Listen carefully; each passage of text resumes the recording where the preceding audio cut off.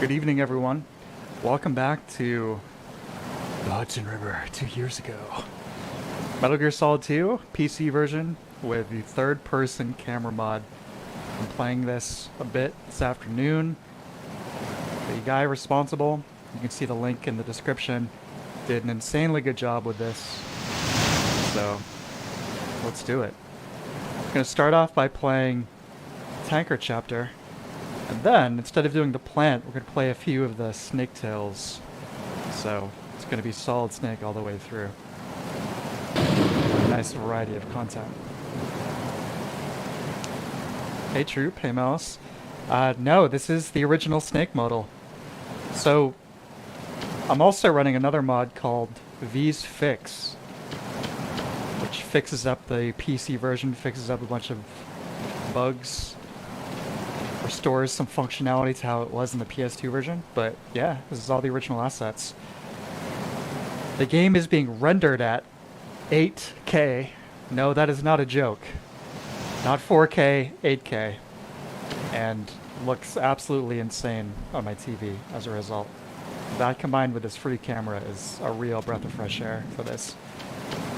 For comparison's sake, the last time I played this game a few months ago was the PS3 HD version, in which the game is actually being rendered at 720p.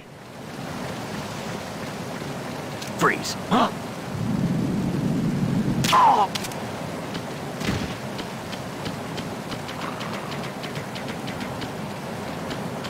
Yeah, it's basically just like the camera from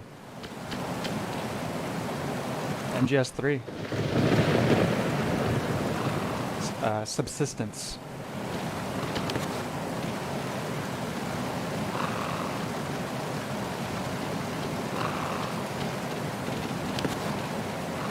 Who is that?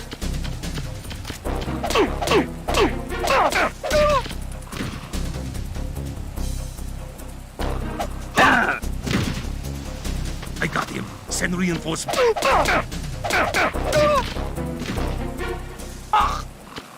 going on? Respond. Try and get through this without any alerts. We've lost communication with the aft deck. Backup unit, check it out.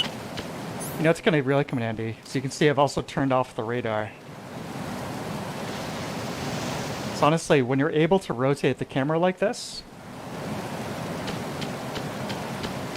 it can get a little confusing because typically Situation is normal. All clear. the radar is from the same perspective of the normal camera position, which by the way, with this mod, you can still toggle. See? The situation is normal. All clear.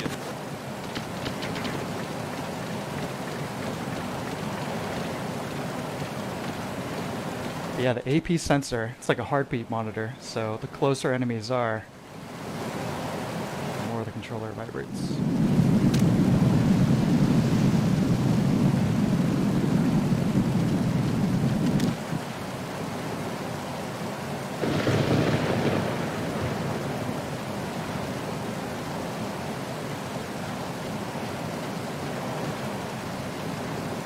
It's close. Way.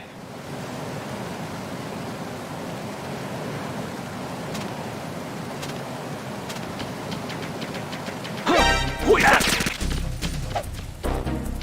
It's them. There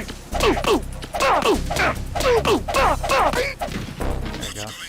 Respond. We've lost communication with the aft Playing on hard, also. Okay, now. Inside, you can really start to admire this. Admire the view.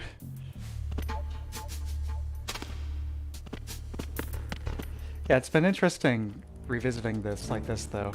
Just giving an opportunity to really kind of appreciate some of the art direction. You know, obviously, you could always look around in first person, but it's just kind of a more natural way to take in these environments.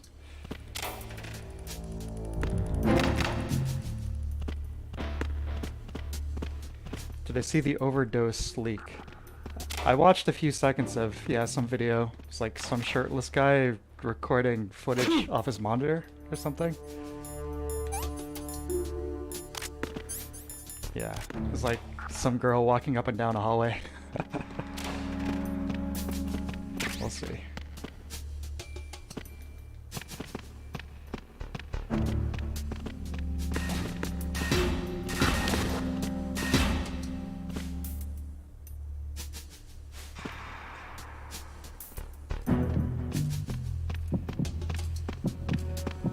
Time to kick it up a notch, stealth mode.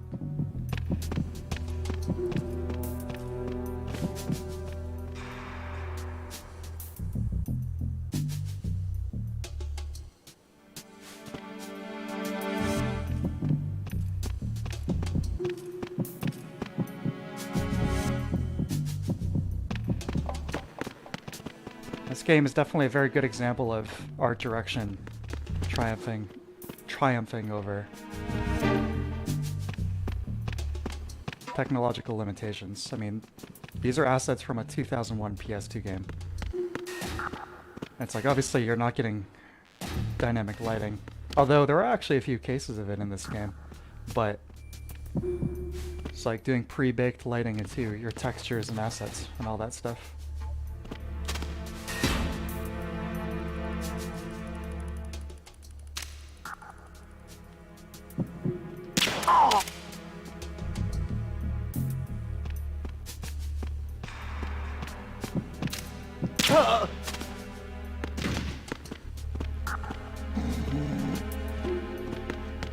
Yeah. So the other possible thumbnail we were gonna go with.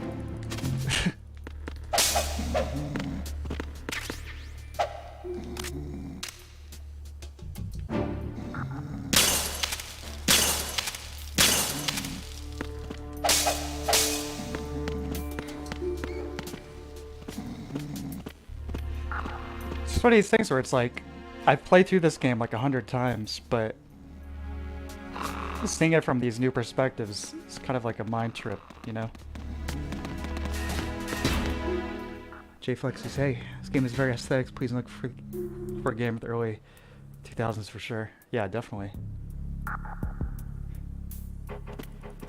I like the look of MGS3 a lot too, but I think I might prefer the visual style of this one overall. It's kind of like one a little overboard with the monochromatics in that game. Freeze! Huh? There's something else I discovered recently. Don't kill me! Check this out.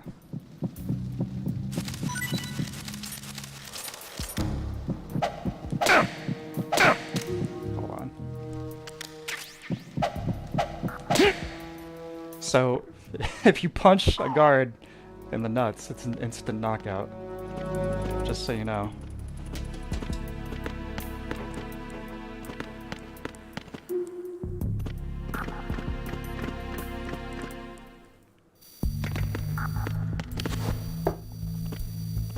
Yeah, something I mean, like I said, 20 years later, I'm still learning new things about this game. Yeah, look at this hallway. Like I said, the pre-baked texture lighting. This looks wonderful.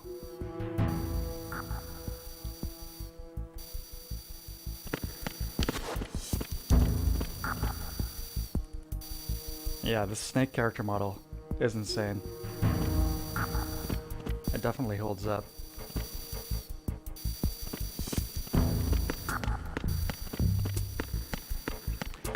Also, another thing, I saw this afternoon while I was getting this all set up, you know, getting ready. This crawl space here, never knew about that. Nice hiding space if you're in got an alert phase going on.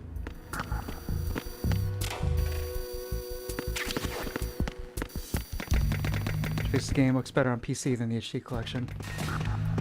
Yeah, there's some things like the 2D assets, like the sprites for like the weapons and the text, you know, which look nice, but the fact that that HD collection is rendering at 720p is definitely a downside. It still looks decent, you know, for sure, but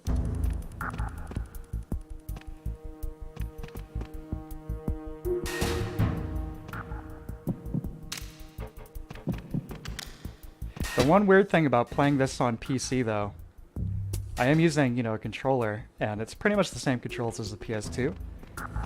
But, the PS2 and then, by extension, the PS3, you had, like, the pressure-sensitive buttons.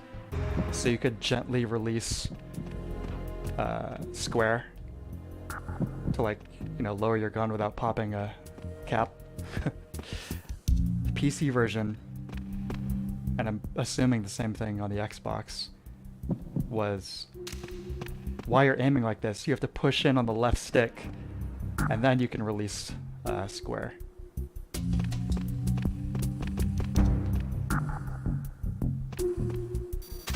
No, get down, Snake!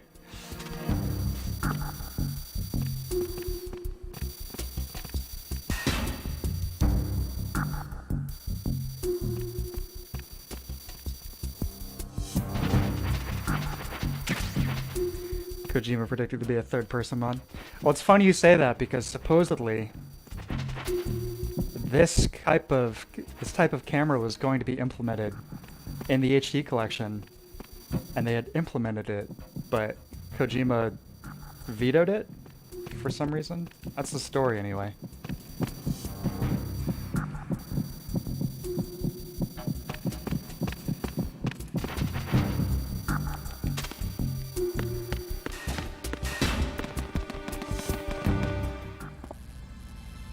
Just odd. There are a few points here and there where, it does get caught up on the geometry a little bit. It's just, the more, industrial level design MGS2 here versus the big open jungle of 3. So it makes sense it would get caught up on more stuff. I want to hear this line. So it is the Kasaka. Russian choppers. It's one of those lines that just sticks in my memory for some reason.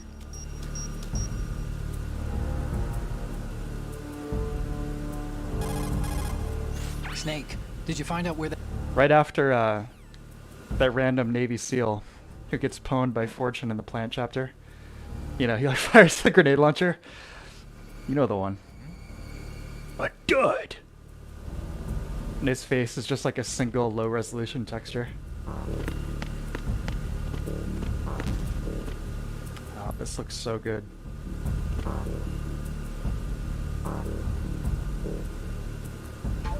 This piece of music here, you only hear it on the bridge. This tiny little room. And I think it's one of the coolest compositions in the game.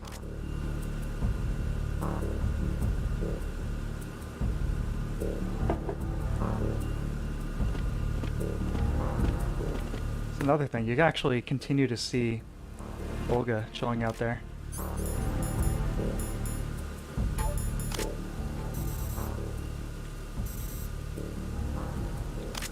See her through the door.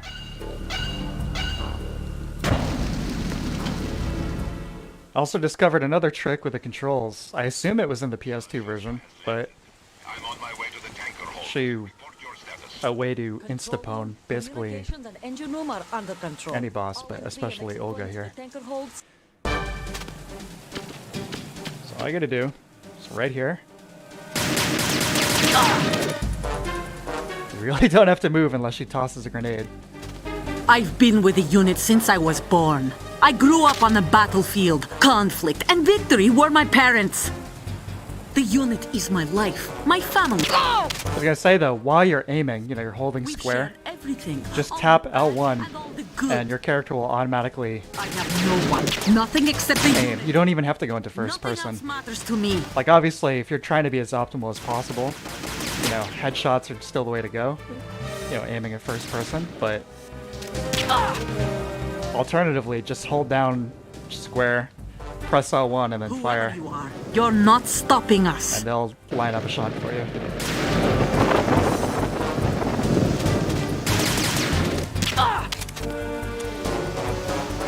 As far as bugs go, like I said, I haven't played the unmodded, unpatched version of this game, but apparently, this PC port is pretty rough. Take this! But as far as bugs go, the only one I've noticed has been sometimes the audio is a little weird in terms of like volume or panning. You know, like in Olga's little line there, where she got like her close-up. It's like extremely loud compared to everything else.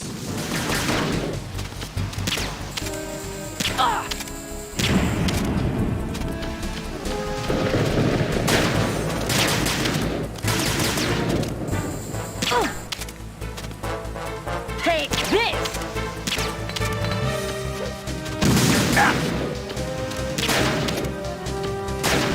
Such a hard time shooting that light out. Whatever. Yeah. Oh, it's classic Metal Gear stuff, right, Jay? I've been with the unit since I was born. Conflict and victory were my parents. I have nowhere else to go. Poor Olga. Troop, yeah, that light is supposed to blind you. She throws a few of these environmental, you know, traps at you, so to speak. The thing with the tarp to give her cover, and then the light to blind you. And normally you can shoot that light out, but for whatever reason I was failing to do so. Not sure if that was me or the game, but we'll say it was the game. Sure.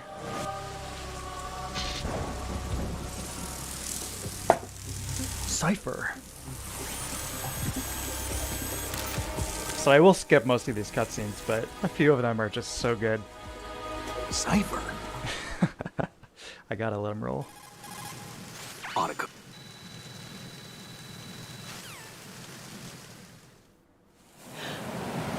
Right. Back in control. Olga. So, I mentioned, you know, most of tonight is going to be playing the Snake Tales, you know, those like bonus campaigns that they added for the Substance version. I was contemplating playing the third one. What's it called? Confidential Legacy or something. It takes place on the tanker here, but there's a few differences. You play as, you know, Snake, but he's wearing his MGS1 outfit.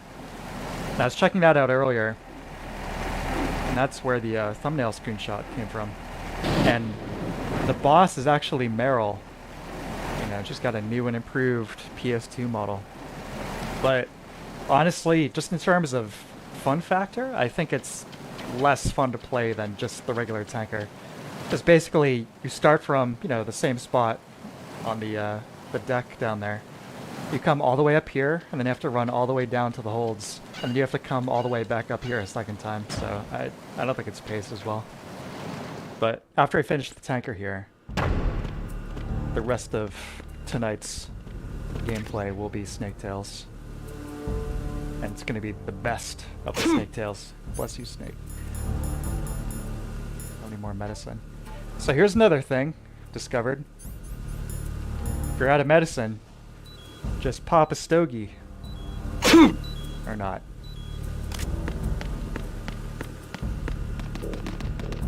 It's a really bent cigarette too. I wonder if that's a reference to something. Alright. Be really careful here. That.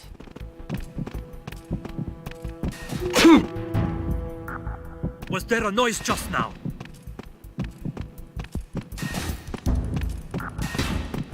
Who's that? Yeah, just go back upstairs. Sleep deprived. Yeah, he's doing alright. He's got some bags.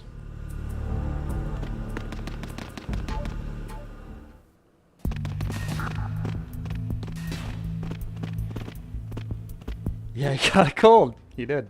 If you're outside for long enough, he will catch a cold. Just like that. And you can find medicine to cure it.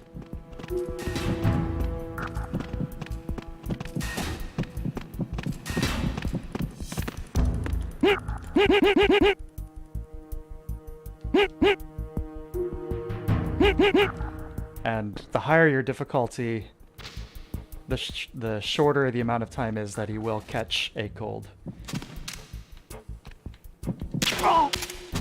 while outside. But it does pass naturally as well. It might already have. It's just one of those weird little, you know, Kojima things.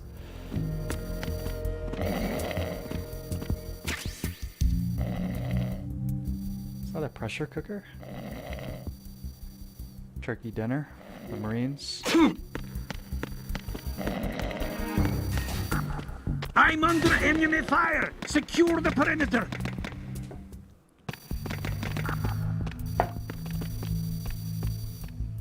So hopefully he is done sneezing, but we'll see.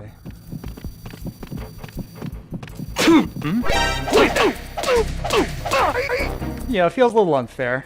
There's not really anything I could have done about that, right? But we're gonna take care of the situation because we're a professional.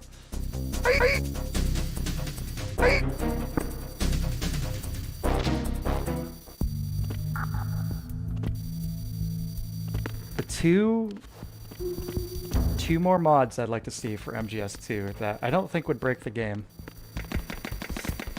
You know, I think would be still fitting within the general design philosophy of this game.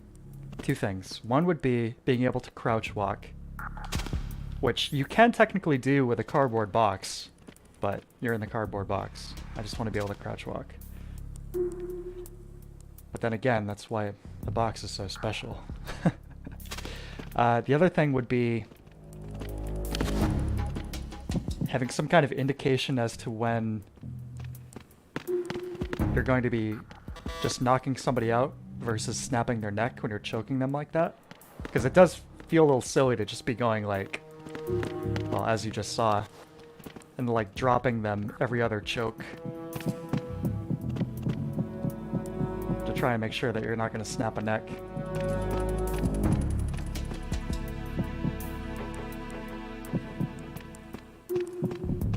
I'm going to try and really breathe down this guy's neck here again. Uber stealth.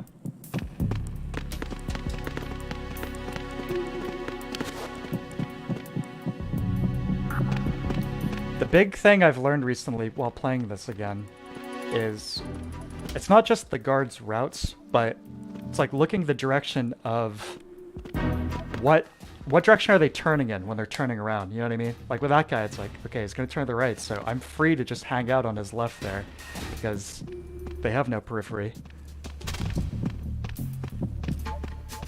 Looks like it would be possible. I'd love to see a Shell 2 mod. Yeah, that'd be really cool. Hey, Victor. Welcome, my man. Oh, There's shit. somebody there! I'll barely pop back in there. Yeah, I imagine, you know, adding level content to, you know, a game like this old, you know, proprietary engine, originally developed on the PS2. That's would probably be a very tall order, but you know that definitely would be cool. To get a mod that would just be like from Snake's perspective during the events of the plant chapter, you know.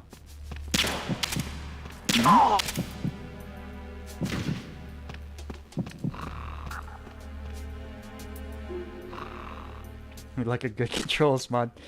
You should try this PC version because along with the like V's fix patch / mod or whatever, it adds an alternative, more modern control scheme.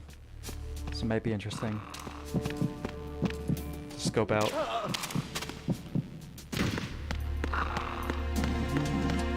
So my bottles from before are still broken. That's pretty cool. Oh, here's another completely pointless detail. Everyone probably knows about this one by now, but shoot the ice cubes, right? And then the ice cubes slowly melt, slowly disappear. Yes, that was a great use of somebody's time.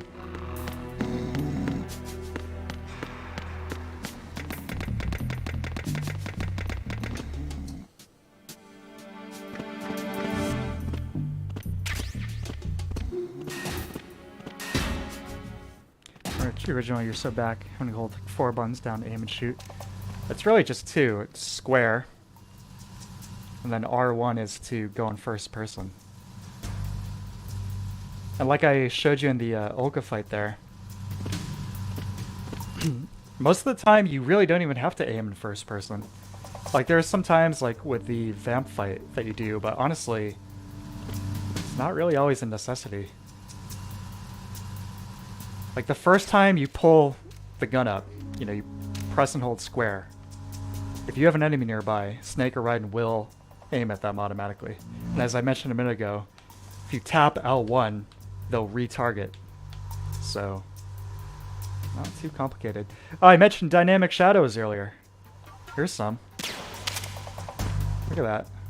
Straight up dynamic shadows in a PS2 game. Also Vulcan Raven.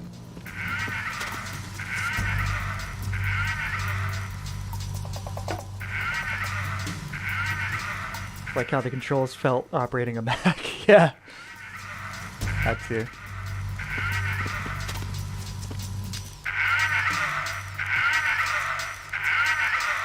Look at the size of that thing. Troop, is it like that in MGS1? Couldn't get used to it. Maybe it's 2 is simpler. Well, in MGS1, there's no first-person aiming, so it's just pressing square to shoot. But it's a similar thing with the auto-targeting.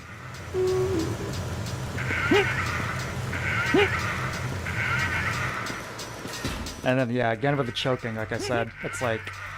Oh, no, still not there. A few more. There we go. Now, I've tried counting, and I seem to have gotten variable results. Like, sometimes it seems like it's up to 14 chokes. Other times, I got to 10 and it broke the guy's neck. So I don't know what's going on with that. Also, maybe I'm usually playing the game on a darker, you know, TV, darker brightness settings, but I have never noticed these strings before. And you can actually hang off of these and crawl all the way over if you level up your grip gauge by doing either 100 pull-ups or 10 drop down to a lower level and catch.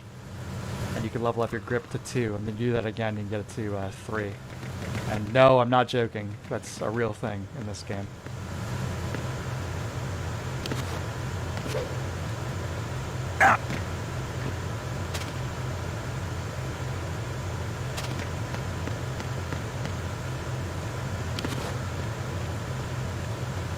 So here's an example where, like, yeah, you're probably going to want to switch to the traditional camera to, like, deal with this guy. You don't have to, but, again, having that option, being able to switch in real time, bravo. Freeze.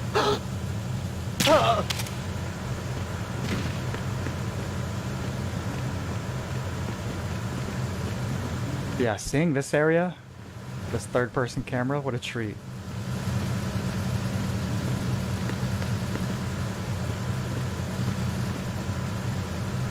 Victor, MGS3 also has pressure-sensitive controls. Yeah, like I said, you know, if you play this on this, like, the PC like this, or the Xbox, in order to lower your weapon without firing it, you have to click in on the left stick and then release square. That feels really weird. It's even worse with the rifles because the way the rifles work, it basically means you have no way to, like, aim without simultaneously holding, you know, pressing and holding on the left analog stick. You want to talk about archaic controls? Try doing that. Try aiming while you're pressing down and applying pressure to the left analog stick. That feels awful.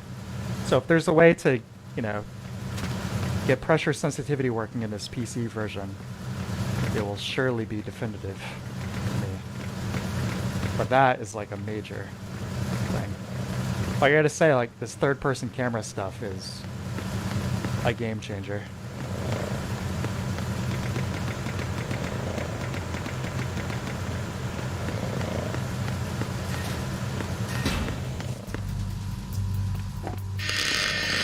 Chaos Theory controls age gracefully in comparison. I was just playing that again. I was like, I really want to play Metal Gear, but I know this mod's coming out soon. The entranceway to the So I'm going to play Chaos Theory again. Is complete. And yeah, playing Chaos Theory in comparison to this is... On the port side. Yeah, those controls are much better. But, you know, the game also came out, like, what, 5 years after this? So it's all good. But yeah, Chaos Theory is hard to top.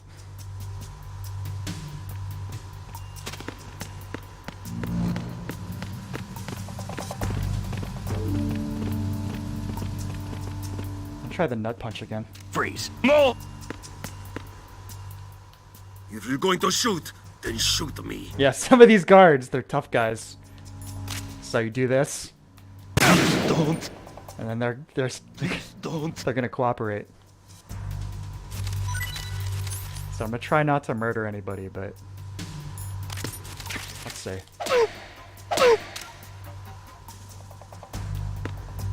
Please don't. There it is.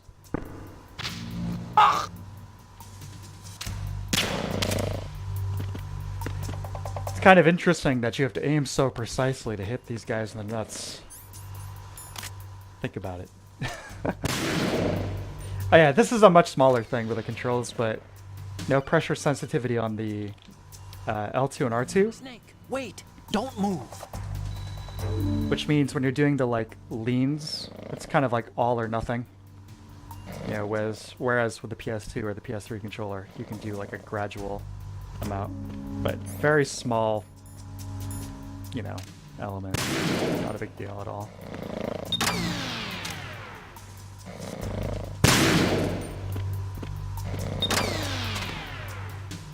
The flour. This of good quality Fane flour. This something shall comes to mind now and then. Cake was baking in the oven, and another was mating for it?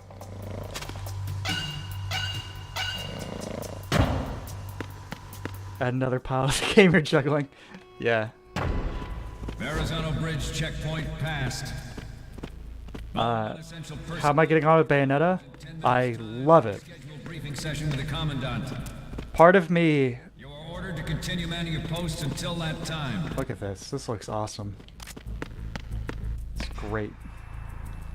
This is the original perspective for reference, but being able to really like peek in these nooks and crannies, I just love it. I absolutely love Bayonetta.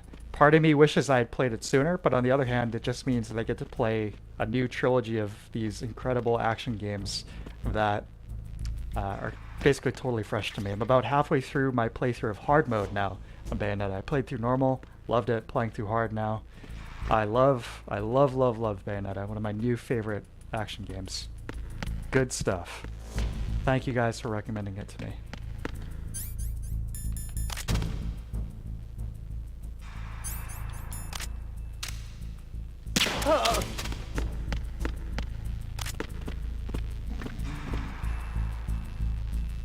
Is Ocelot my favorite character? Nah. If I had to choose a favorite character from this series, it would probably be... It probably would just be Solid Snake.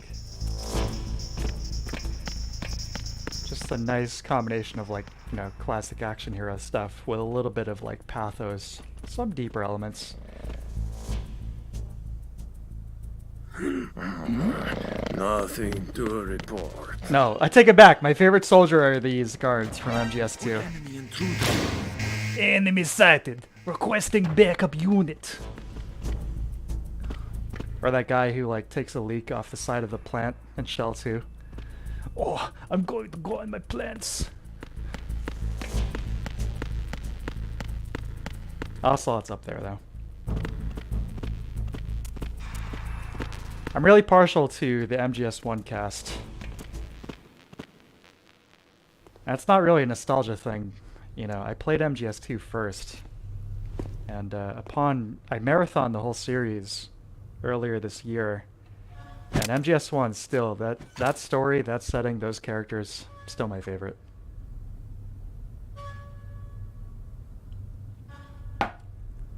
Ocelot's cool though.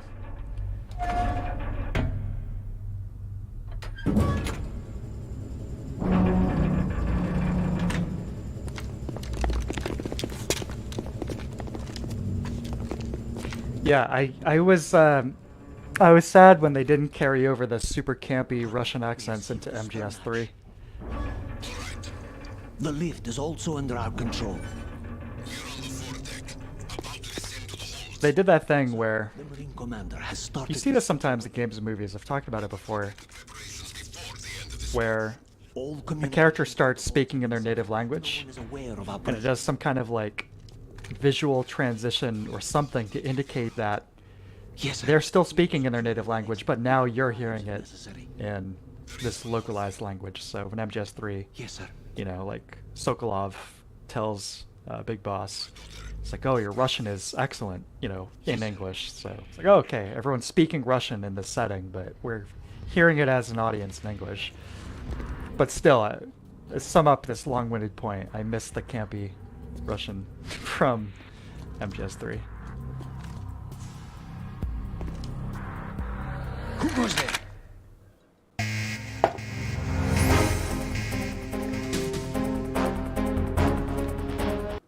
Yeah, Hunt for Red October. Yeah, it's like a slow zoom on the guy's lips or something, right? Yeah, the cartwheel. Hey, here's a question for you guys. Should I try and take out the whole tanker, non-lethal? Or should I send these guys to a watery grave? Which I guess, you know, they're probably going to be ending up in either way, considering what happens. But first one to vote gets it. Keep it non-lethal or bust out the USP. Non-lethal if I can. Is that a challenge?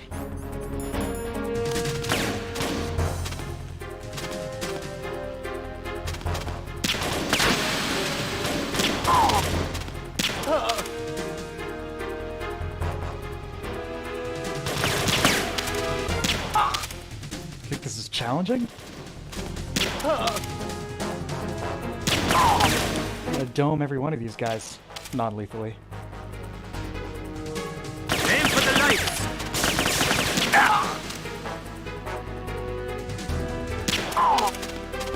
The only tricky part is towards the end. 3 guys run out and kind of like storm you. But a well-timed stun grenade can handle that.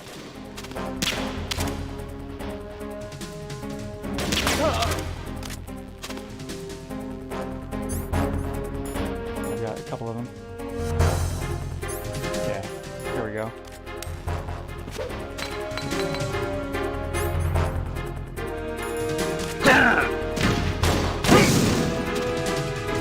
Just like that.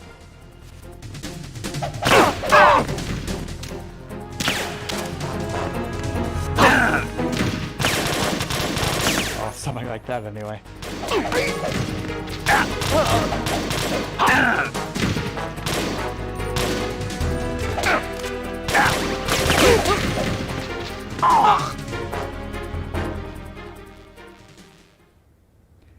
The thing with Solid Snake, you know, that I like his character development over these games. You know, going from, you know, really almost like nihilistic in 1, kind of regaining his humanity by the end game, and that kind of, you know, carrying over into the sequel here.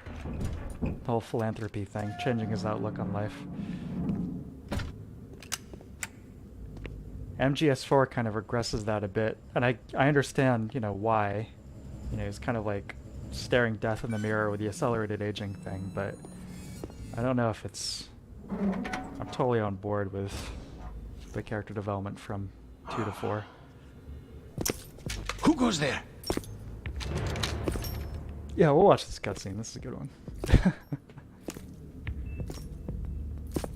Oh, Shalashaska. Now, what I probably should have done with that stun grenade... Why are you here? We thought you were with the colonel. What the? We thought you were the colonel. The stun grenade was immediately after that went off, tried to pop at least one of those guys in the face with a tranquilizer dart, but whatever, we got through it. Thermal goggles vision looks kind of weird. It looks okay to me. I know that they changed it, but way back from the original Sons of Liberty release to Colonel will be joining you soon. Substance. They changed the way it looked. The original release, it was like MGS1 style, where it was like all red, and then Snake, you know, enemies or like other heat sources were just like a flat white. But in Substance and Forward, they changed it to this kind of new version here. At the moment, every where it's more dynamic. knows the specifications for metal The colors are maybe a little more saturated than I remember them being, so kind of funky. working on deploying their own Metal Gear Force to compete with the U.S.'s nuclear strike capability. Anyway, here we are in the holds. Is about to see a swarm of these Metal Gear derivatives. I was so worried that wasn't going to work. Ray as a countermeasure. Smash, triangle, and pray. Thing that can stand up to a Metal Gear is, of course, Four did everyone dirty. There's a lot I could say about 4. Ray. The hundreds, if not It's like I realize a lot of the plot, it's like this fan servicey type stuff. But even then, it's just like the style of dialogue feels different from 2 and 3. So the way they handle that projection there, that looks really nice still. That looks wonderful. nations building up their own Metal Gear Force will think twice about their nuclear strategy in the light of the military dominance spelled out by Ray. The shift in the balance of power will mean a new... Oh, also, the hanging thing. If you have I think a level 3 hanging gauge, maybe just 2, but if you have level 3, definitely for sure, you can crawl across this entire thing over there, and you climb up to that balcony, and you can basically get through this entire thing with 0 risk, which isn't as fun, but I guess it's a reward for, you know, mindlessly doing pull-ups. The fact that players in favor of such a policy are attempting to derail our own Ray project. But I promise you that they will not succeed. Some say that the strategic importance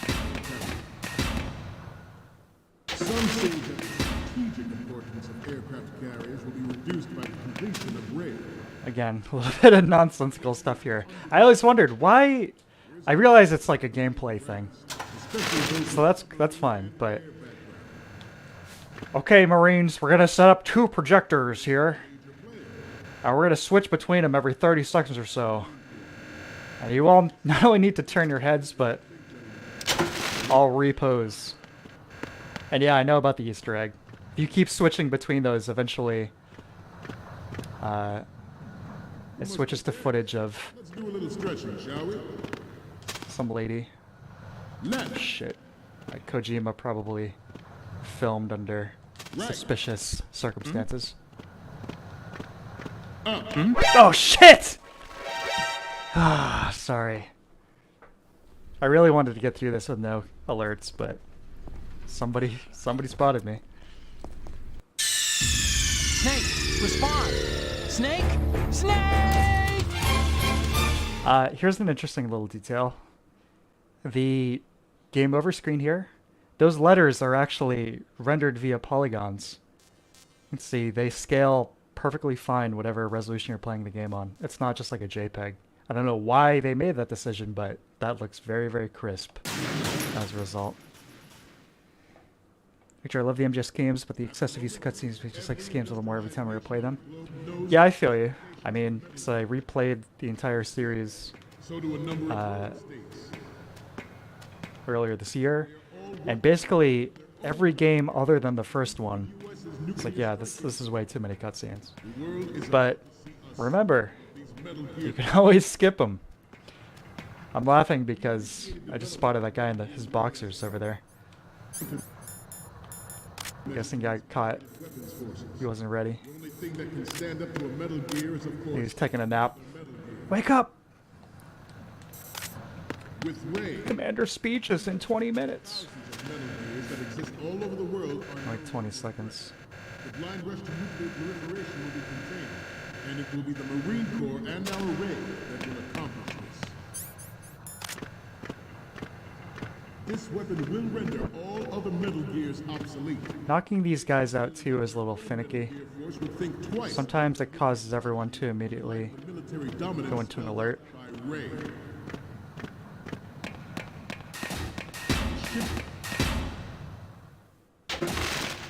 The shift in the balance of power will mean a new world order, and we, the Marine Corps, will play a central role in its military affairs. Ours is not the only military project devoted to Metal Gear development. They're not too more different in nature from the Navy's. Theirs is a program that will add fuel to the uncontrolled fire of nuclear proliferation. Yeah, let me try just to see. I'm gonna.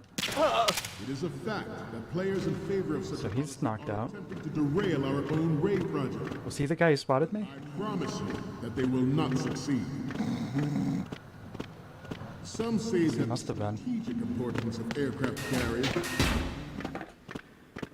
Some kind of free-thinking anarchist. You're all familiar with the Shadow Moses incident. Yeah, Snake, you know, philanthropy with Otacon. It's like, alright, I'm gonna use my skill set the most positive way I know how. I'm gonna try and rid the world of Metal Gears.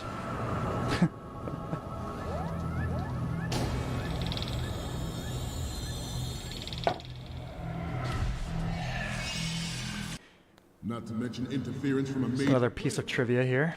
But this project Oh yeah, cameras and item. is vital to the Marine Corps. Oh, The enemy is sometimes closer to home than you think. Scott Dolph is the name of Kojima's, like, it was his assistant and translator for several years in this period. You must be tense. And Let's do a little stretching, shall we? he pops up in a couple of Konami things, including a few tracks in Dance Dance Revolution, like doing vocals on them. Like I had one of the DDRs back in the day on the PS1, Front. and it was yeah, it was like maybe DDR Max or something. And yeah, there's like a track like vocals by Scott Dolph. I was like, that name sounds familiar, so I looked into it. And yeah, To move on, I have a daughter, and it is my greatest wish never to have her or her children experience the horror of nuclear war. As a father, I want to leave a better world for the future generation. As a soldier, I know that is my duty. there we go. That's the tanker.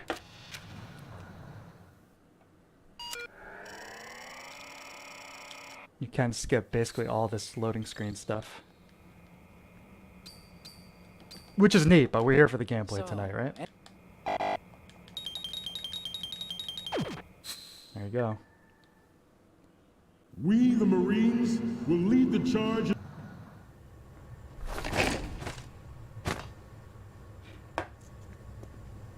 Alright, here's what I'm gonna do. I'm gonna take a quick break. I'm gonna go, I'll be gone for like a couple minutes. I'll let this cutscene roll out here, and I'll be right back.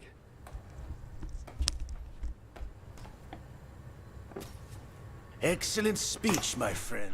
Who the? Gift of the silver tongue. They say it's the mark of a good officer. And of a liar. Americans are too in love with the sound of their own voice to speak the truth. Identify yourself.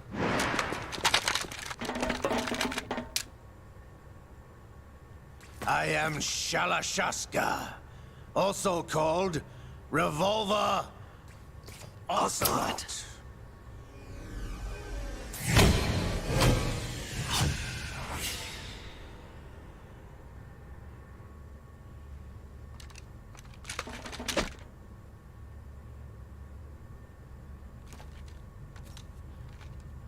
What do you want? This machine will be quite useful. What are you planning to do? Steal this thing? Steal? No, I'm taking it back.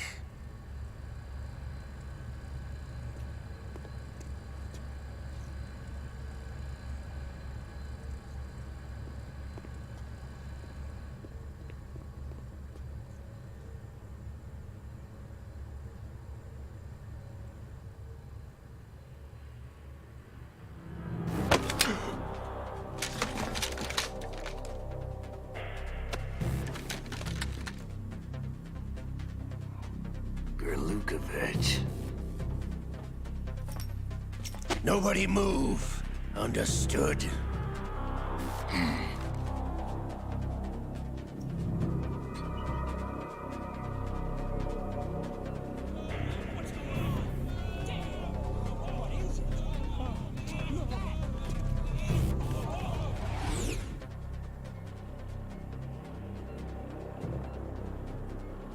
This ship now carries enough Simtex on its key structural points to blow it out of the water at the touch of this button.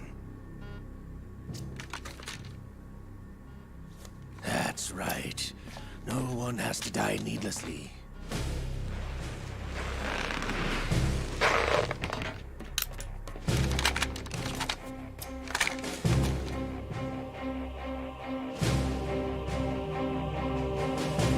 We're almost at the target. Get a move on.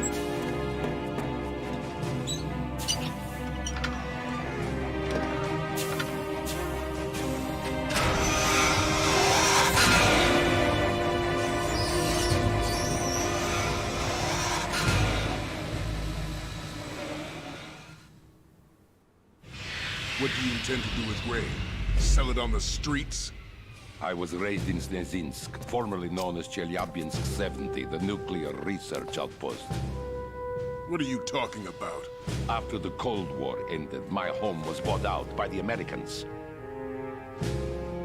Is there a point to this sad story? Now you would understand. Land, friends, dignity, all sold to the highest bidder, the United States of America.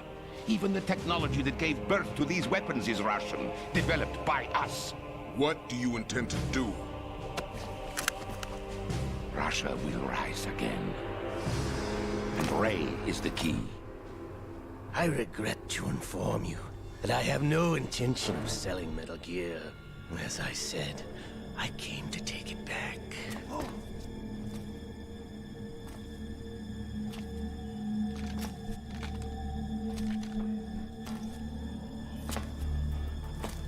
Yes, returned to the Patriots. The Lale Lule Lo? How's that possible? Ocelot, have you sold us out? I was never in your employ, Gurlukovich. Are you still in league with Solidus? Okay, back. No hard feelings, Colonel. Ocelot is a Mother great Russia character. can rot for Oh, here's one other bug you're probably seeing Ocelot, for this PC version that I'm not sure if there's a fix for. comrade. The depth of field is busted. Abandon her during the You cold. can see the edges of certain objects have this weird kind of like duplicate edge thing going on. Metal Gear only has room for one. So yeah, I'm gonna skip it from here. Cool. And here. And here. And here. And here. And there we go. 0 saves, 1 continue, unfortunately getting spotted by some funky marine situation. 1 alert, which I'm not sure if they count the mandatory alert in the holds there. Not the holds, the like... Oh yeah, the holds. When you're fighting the soldiers, that mandatory fight. 0 kills, 1 ration. A hell of a lot better than my stats last time I played. What's my codename gonna be? Pigeon. Okay. Not the coolest, but that's fine.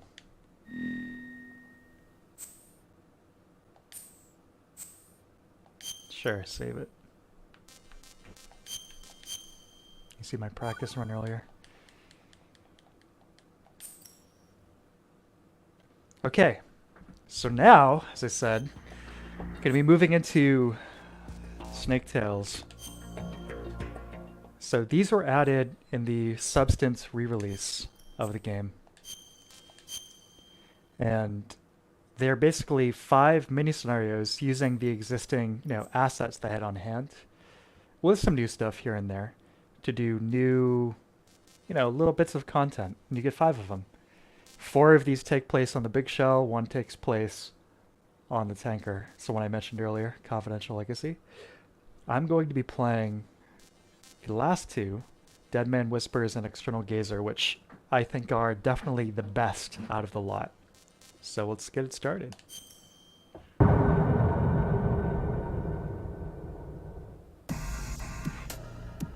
So these have new little plots too. They're not canon or whatever if you care about that sort of thing, but they actually have their own little storylines, which is interesting. And instead of cutscenes, you get these, text dumps, basically. But, they're not bad. They are kind of interesting. They're decent.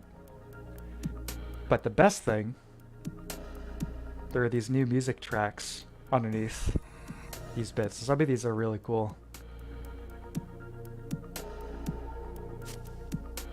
So I won't read through these.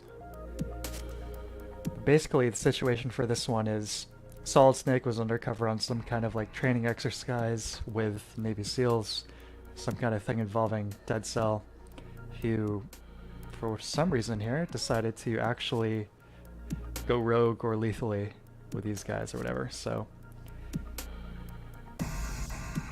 just kind of like I said, a remix situation here. So we're going to be playing a Solid Snake who is disguised as Pliskin on the Big Shell, but it's not the regular plot of MGS2. We get to play Nothing here. with the insanely good Pliskin, Lieutenant Junior Grade character model. And our goal is basically going to be to take out Vamp.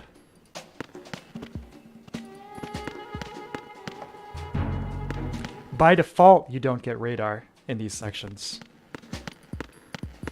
And they seem to be tuned to what would be hard mode for like the normal campaign.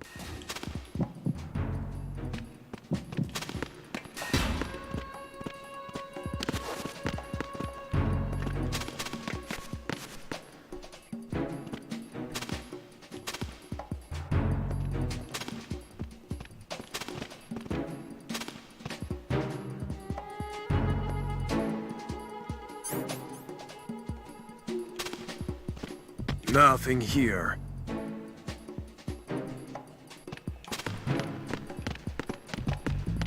Oh, here's another thing with these Snake Tales. They actually have multiple endings, and normally within these scenarios you can find the M9 laying about, but normally you do not start with it. But if you've already finished it once before, which I did, you know, earlier as I was like prepping for this stream, on the next playthrough they do start you with the M9. So normally right now we wouldn't have that. So I'm going to try to not use it. Try and maintain that same level of difficulty.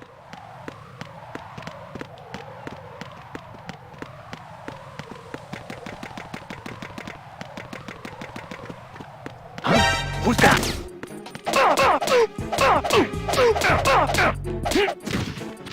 What's going on? Respond. Yeah, I'll try and take some time next time I'm outside to just admire the view and the soundscape. Snake doing combos. Yeah, that's another thing. Pro strat with this game. Doing like the basic punch kick combo, very inefficient. Whereas you time it just enough where Snake resets the combo, but not enough time for the enemy to like recover and enter iframes. That's really the optimal way to do it.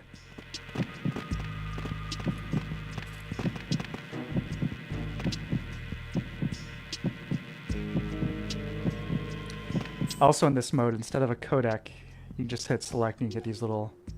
Hey, what is my current objective? Okay, I'm heading towards Strat B. Easy as that. You don't have to listen to Rose lecture us. Ask us what day it is.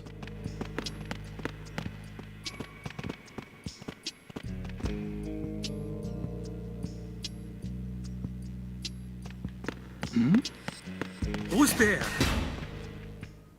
Yeah. Try to remember the basics of CQC. Oh, this might be tricky. This connecting bridge always is. But yeah, here, let's indulge a little bit. The soundscape. The visuals.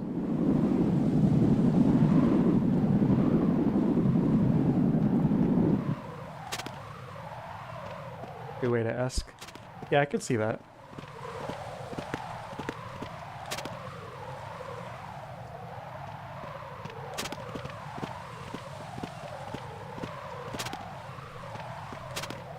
It's a pretty deliberate color inversion from like the typical MGS palette, you know?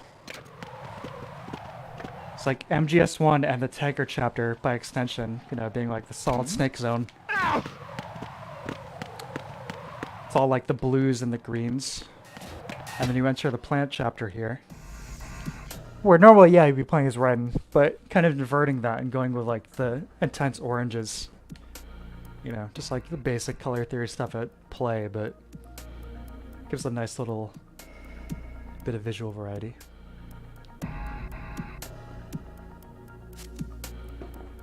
But yeah, like I said, a unique plot to each of these Snake Tales. They are interesting. They're neat.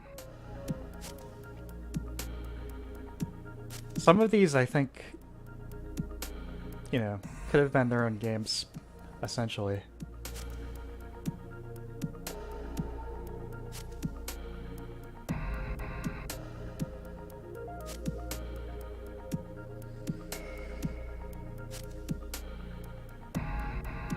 Yeah, this music really helps kind of set the atmosphere. I like it a lot.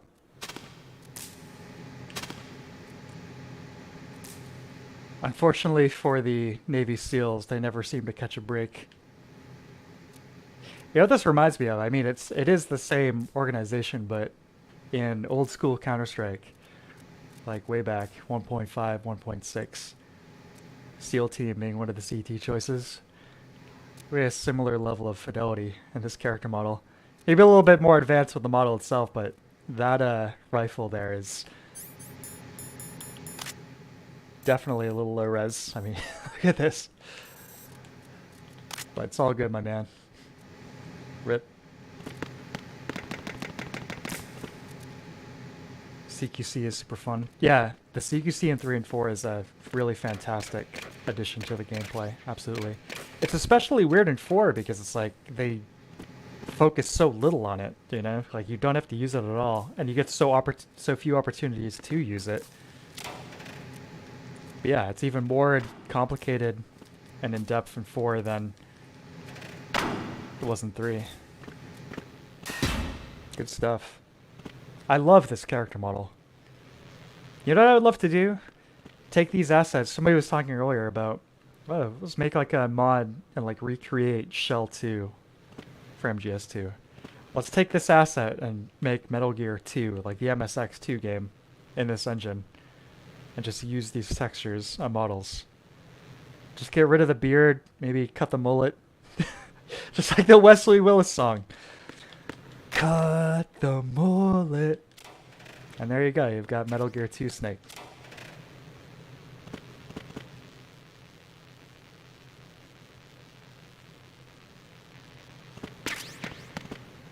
Kojima said that Eco inspired MGS3's aesthetic. I believe that.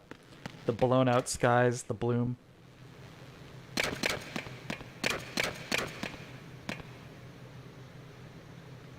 I can't get over this camera.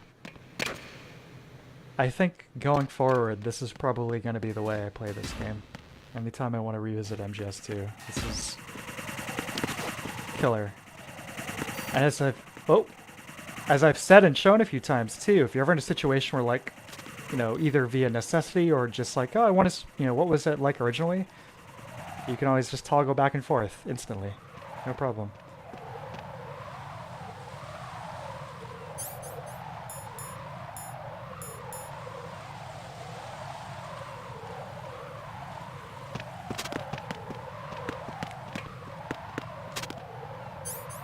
This is a little silly. You know, we've got the wind out here, and it's pretty loud, but is it loud enough to cover an unsilenced gunshot? Probably not, but it's a video game. When it comes to fun versus realism, it's a delicate balance.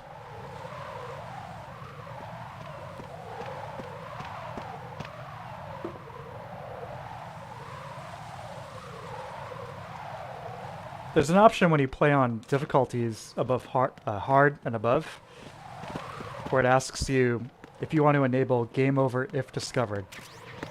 And I like the idea of that, but I think it's a little flawed in terms of its execution, because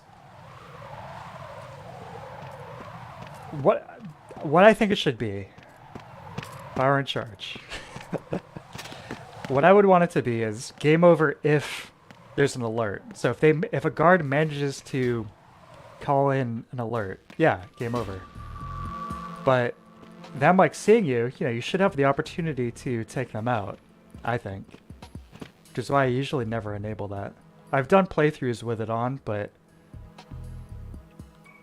it just seems like, I don't know, doesn't mesh as well with the game mechanics as it could. See if there's any goodies here in the bathroom. Interesting poster.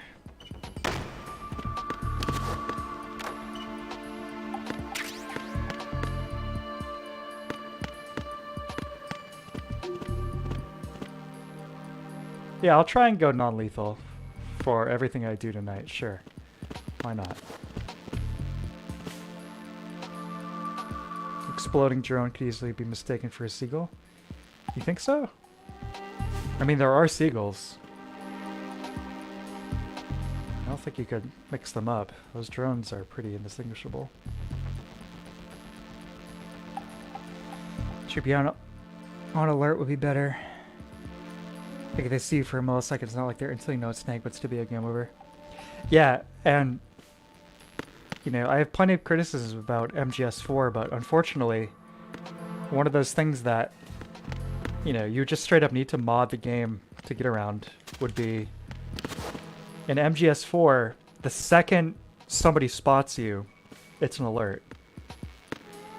Which it does make sense in terms of like the game's setting, you know what I mean? Like all the soldiers are connected like instantaneously via nanomachines.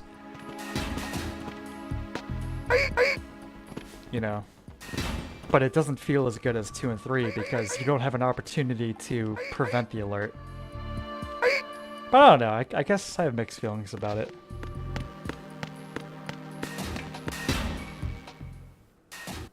True, you were joking, okay.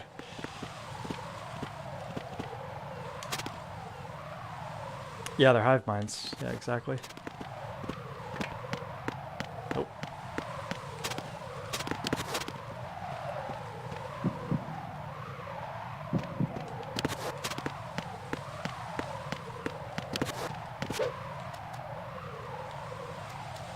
Look how fast that grip decreases on hard here.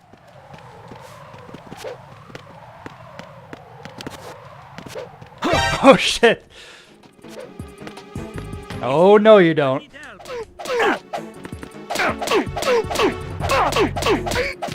basically have like half a second after they finish the radio call before the alert phase actually begins. So as long as you either get out of the area or take them out before that, you're good.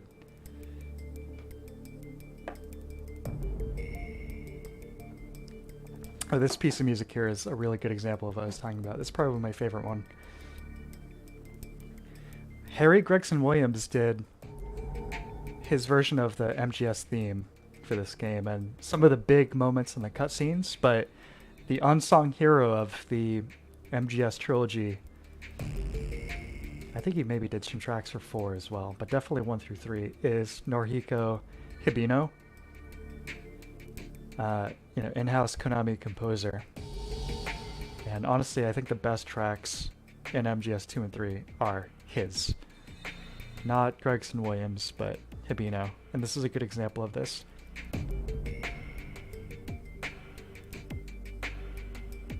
It's like turn of the millennia, paranoia,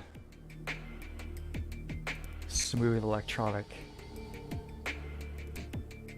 And you got the jazz elements too. Like in the plant, all the, with Raiden, the alert phases, the Dead Cell theme. Even when you're in Arsenal gear, you get that insane combo of like these jazz drums, but then also these like really out there, sounds and instruments. It's really effective. Nothing here. Anyway, back to the game.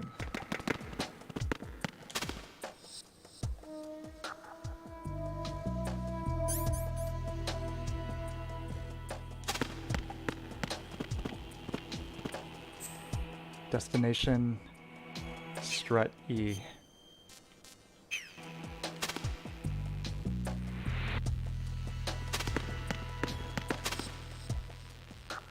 No idea how he doesn't see me from over there, but...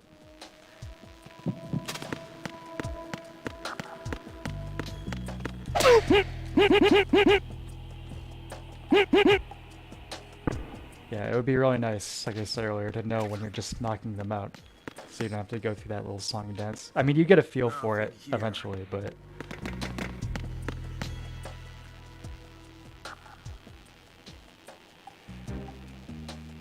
In terms of just gameplay content, you do get quite a bit more in MGS2 over MGS1. You know, there's no doubt about that. There's more levels to play in. You know, obviously the big criticism for all these games is the ratio of cutscenes versus gameplay.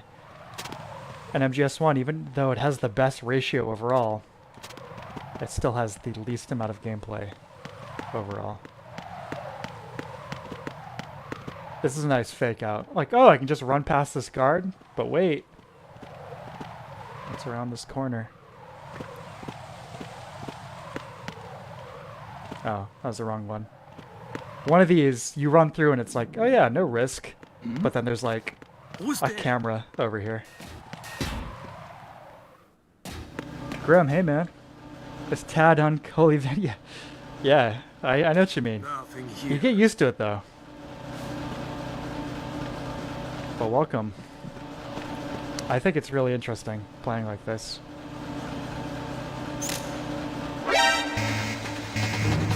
Shit.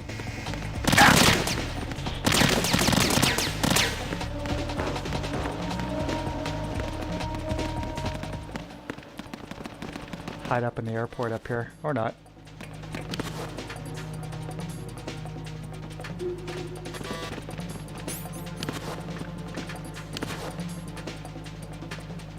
See if we're safe.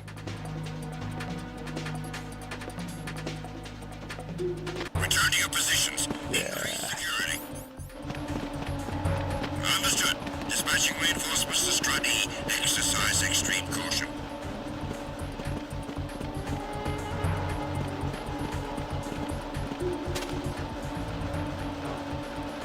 He was gonna go back to Twin Snakes and reapply it. I don't know about that.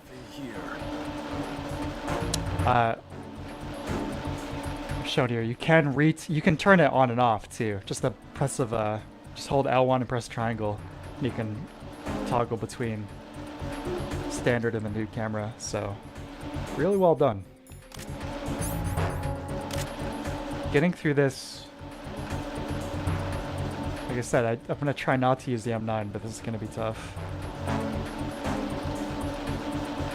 Nothing here. I do have some chaff grenades though, right? Yeah.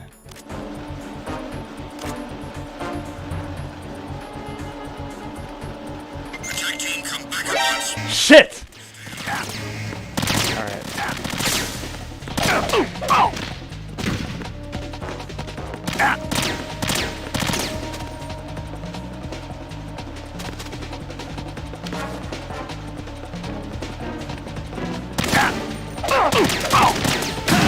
Oh my god! Solid Snake has been filtered. Solid Snake's lungs are no longer a part of the equation. Nothing here. Yeah, throw that chaff as soon as you walk in.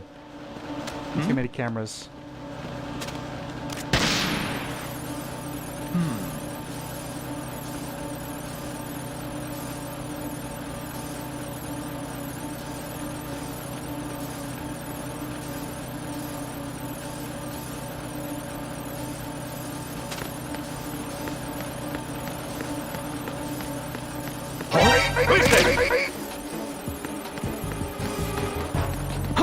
Who is that?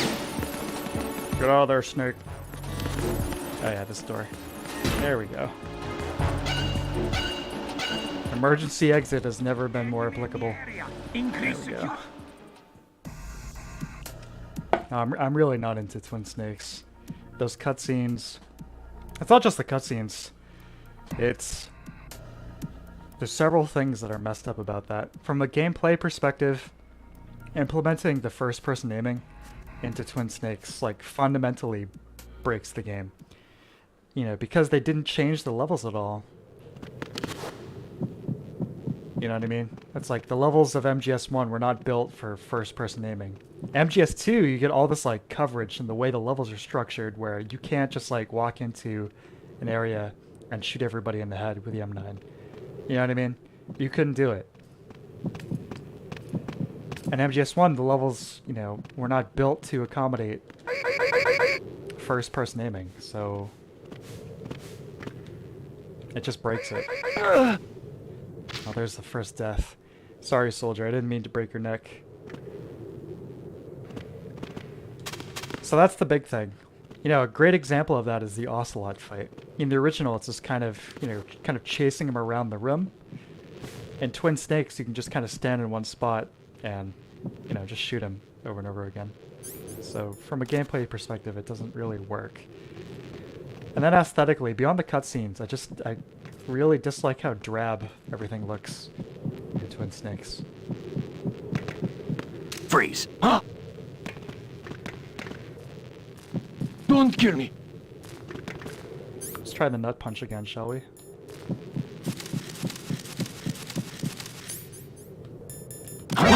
Oh shit! Yeah, don't put the gun away. Put it down, but not away.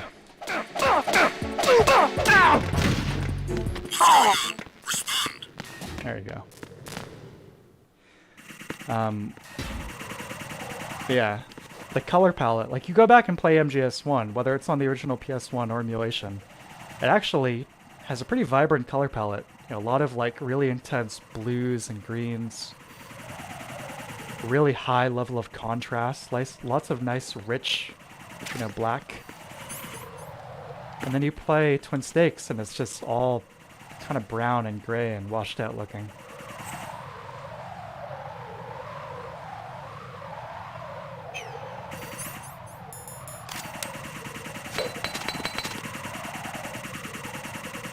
What's with the snow effect from the chaff?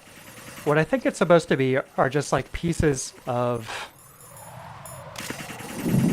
aluminum or some kind of metal that are floating around that are causing the tracking systems of the drones to be less effective.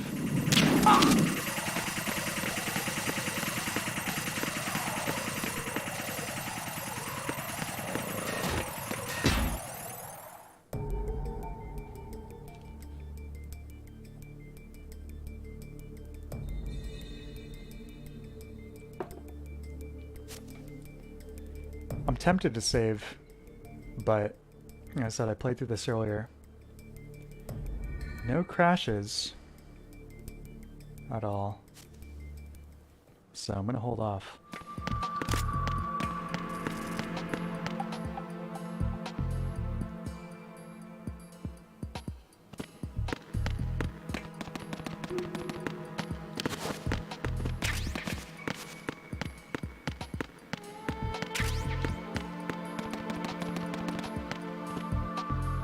Twin Snakes feels like Star Wars Special Edition with updates. Yeah, it's a decent comparison.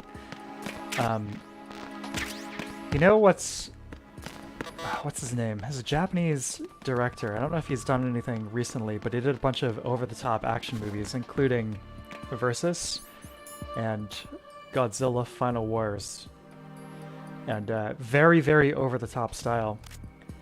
And they recruited him, I think his last name's Kitamura, maybe? They recruited him to do the cutscenes for Twin Snakes. And supposedly, the initial batch that he turned in was far more restrained, you know, and like similar in style to the original cutscenes. And then Kojima was like, no, I want the Kitamura style. I want, you know, what you do. Make it really over the top, so... That's why we got stuff like Snake backflipping off of missiles in midair and all that. I say my least favorite scene in Twin Snakes has got to be when you're talking to, Snake's talking to, you know, Baker. And Baker tells him that he doesn't remember the passcode or whatever it is. And then the original Snake is just like, damn, And you know, the conversation moves on. And in Twin Snakes, Baker tells him he doesn't remember the password. And then Snake, like, stomps his foot on the floor repeatedly, like a toddler. Like, oh, I'm so mad. And then he pulls his gun out and points it at Baker's head, and he almost blows him away before he reconsiders, like, ah, okay, maybe I shouldn't kill him. It's just like, it's not just over the top, but man, it's like, that doesn't fit with his character, you know? Finally, the last thing with Twin Snakes, and this is a really big thing too, is just the voice acting. It feels a lot less enthusiastic than the original game. Like, for a video game from 1998, some of those pieces of dialogue were really, really well done. More emotional moments are really well done in MGS1. And then, yeah, with Twin Snakes, it's just the enthusiasm has dipped big time.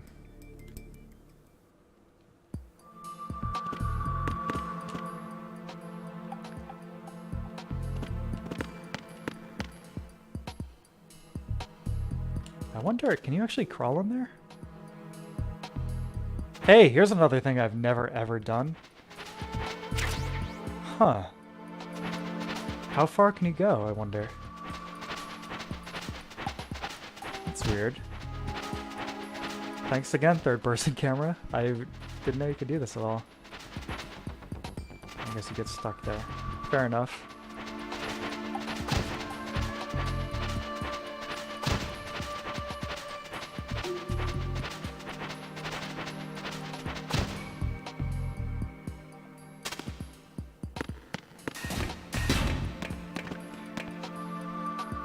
I've never seen anything about David Hayter being a drama queen. He's always seemed like a solid guy to me. I mean, really, though.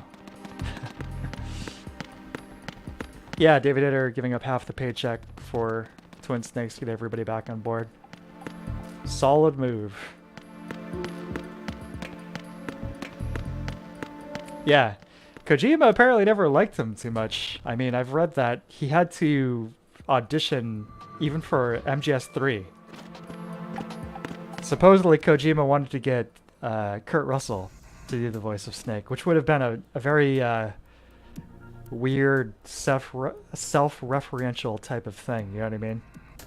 Okay, so I have this character named Snake, and he's like former military, and he's like really good at these intense missions, and you know, he gets an eye patch, and he's got long hair and a beard, and it's like, oh, he's also played by Kurt Russell now? Okay. Now, Hayter's the man from all accounts. Okay! Boss fight for this. Taking on Vamp.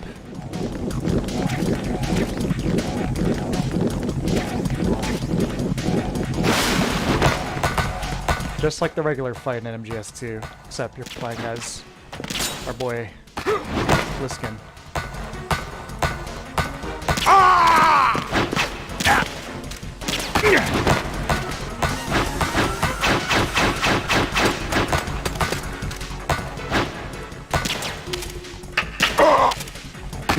Another fun fact, not only do headshots do more damage, you know, like usual with Vamp, but if you shoot him directly in the bullet hole in his forehead, it actually does even more damage.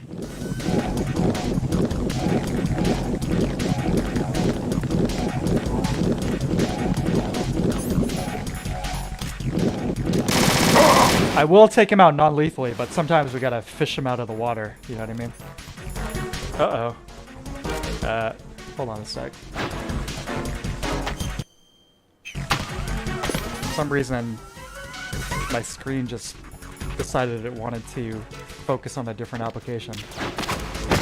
Or it should be good.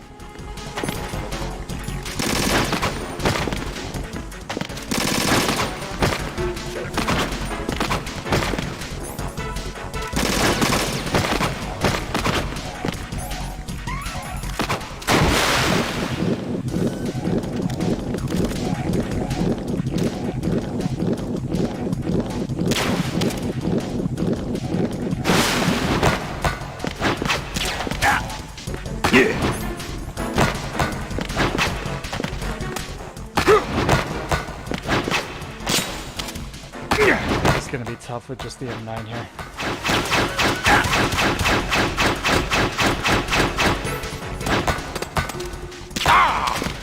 It's gonna be, yeah, for sure, challenge mode, using just the M9 in this fight.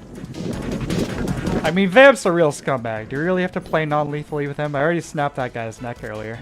Accidentally, but... there's no redeeming qualities to this guy. Psychopath, murderer.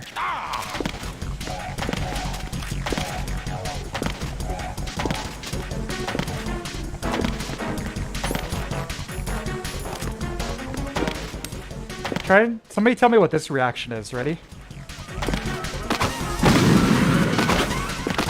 I didn't have one. Let me know.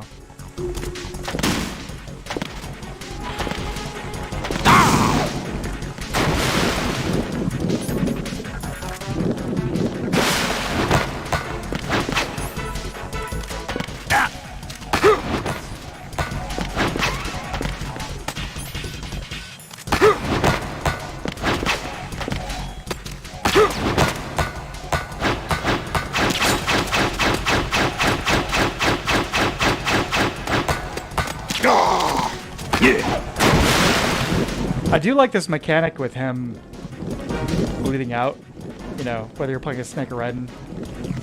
Just like, you're good, you get to a certain point in your health and you're like, yeah, you're bleeding out, man. But just take a second and crouch, relax, and it will refill.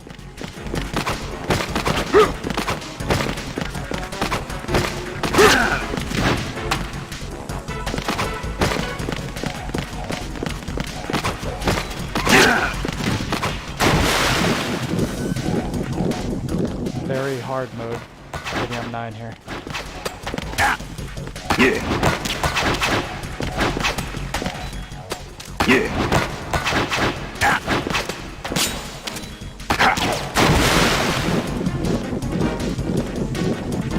Hate his obsession with Hollywood and Hollywood actors. Yeah, me too. At this point with like, I'm not really interested in what he's doing anymore because it seems like he's more focused on that than, you know, innovating in terms of gameplay.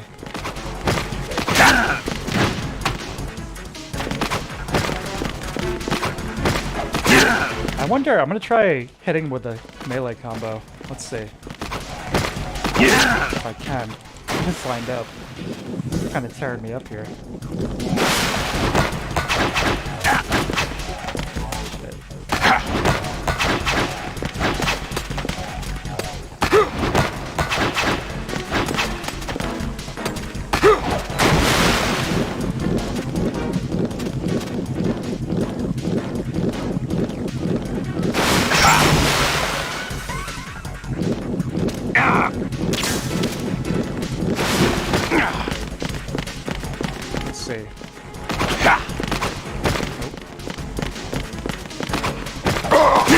Okay, so you can hit him, but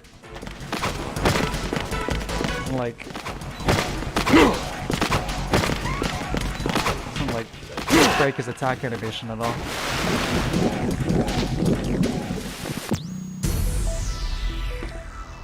All right, time to go lethal on Vamp here. Scumbag.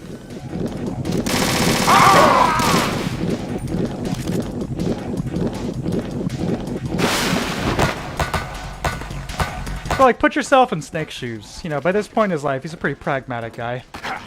Is the world a better place with Vamp alive in it? I don't think so.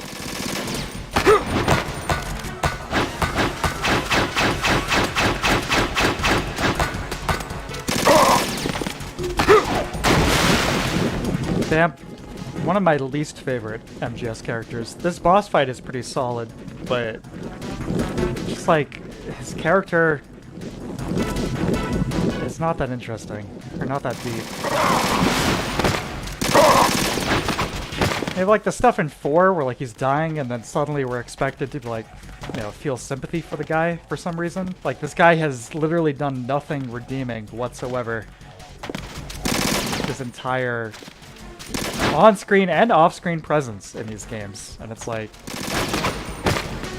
No. Die, Vamp. I hate you.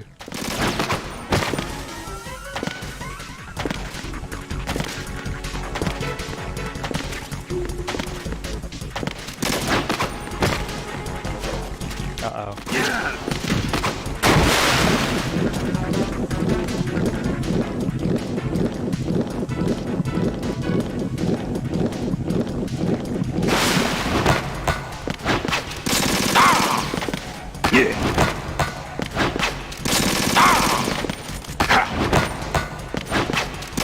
I was talking about earlier, this is one of those fights where first-person aiming is definitely the way to go.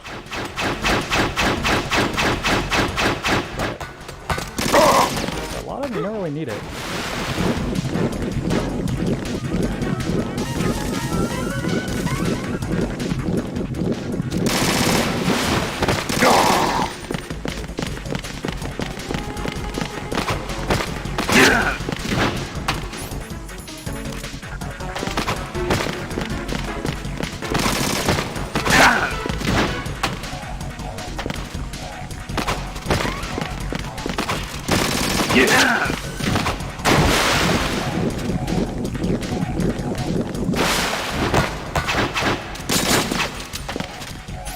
Ooh, duck that one. What do you think about that, Vamp? Hello, Lion Rev. Which mode is this? I'm playing one of the Snake Tales, Dead Man Walking, I think it's called, with the brand new third-person mod for the PC version of the game.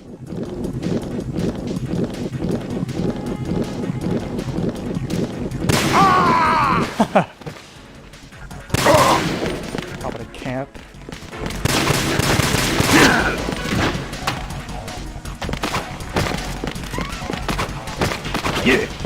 Yeah, he's gonna do that dodge roll as soon as you. Yeah, a little early there.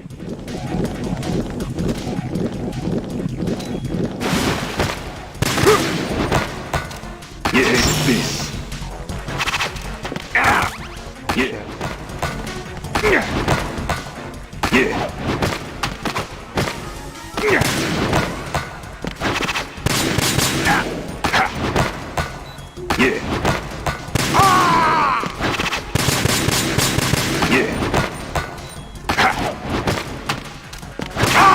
Got him. Nice. I approached Vamp as he lay in a pool of his own blood. So yeah, as I mentioned earlier, you actually get different endings in these, depending on whether or not you finish off the last opponent non-lethally or not.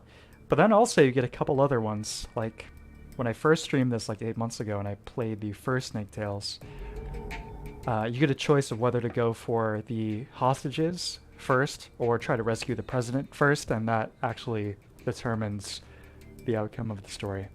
But in this one, it's just whether or not you put Vamp on ice or not. But yeah, Dead Man Walking. Again, love that soundtrack.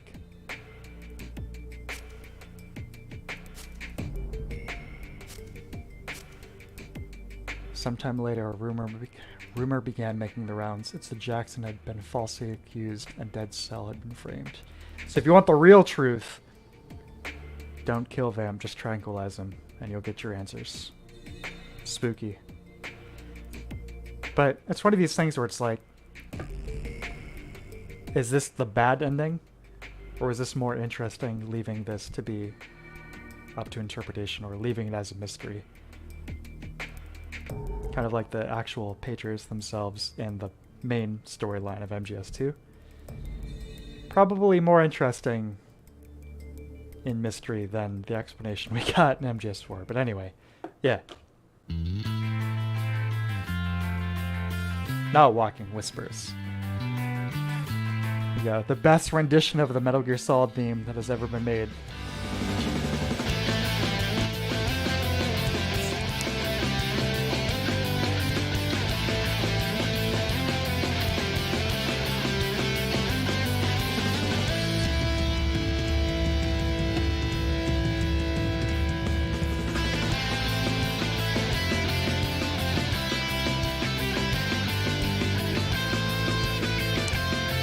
Unfortunately, the skateboarding mode is not in the PC version. It's not in any version other than PS2 Substance and maybe Xbox Substance, although I never played that one. Does anyone know?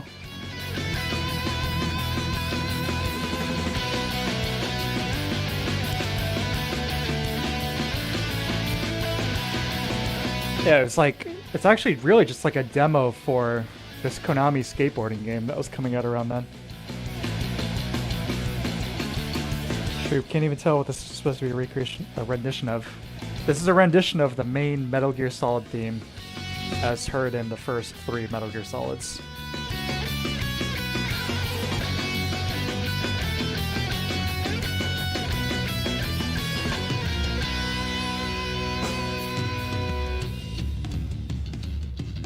But between Metal Gear Solid 3 and 4, Kojima found out that that Metal Gear Solid theme, which was composed by this in-house Konami musician, Tapi Iwase, it's almost a complete ripoff of a Russian composition called Winter Road by George something, or I don't remember his last name. But if you look up Metal Gear Solid Winter Road, you'll see. And yeah, that guy completely cribbed the chord progression, the melody, completely. It's without a doubt. Yeah, he listened to this and just created this song as a result. So unfortunately, after Metal Gear Solid 3, the games no longer included that theme, for better or for worse. I think probably the better way to go would have been to actually use the original theme, you know, and give credit to the original composer moving forward, but I'm not a lawyer, so who knows what the best choice ultimately was. But in any case, they didn't include it from MGS4 going forward, which is too bad, because if any game could have used the MGS theme in a really dramatic way, it would have been MGS4. Anyway, so yeah, not too bad results there. 2 persons killed. The guy whose neck I accidentally snapped, and Vamp, which no one's going to be there for that funeral, so who cares?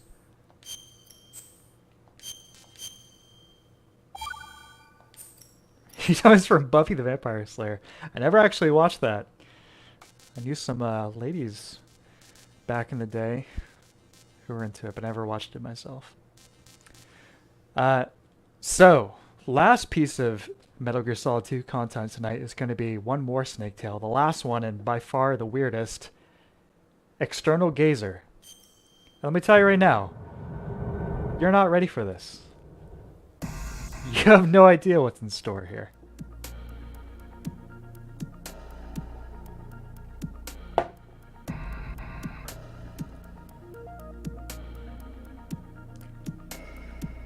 If I had a lot of cash, I would hire the MGS2 voice actors, the relevant ones for this, and get them to actually record VA for this, because this is really funny.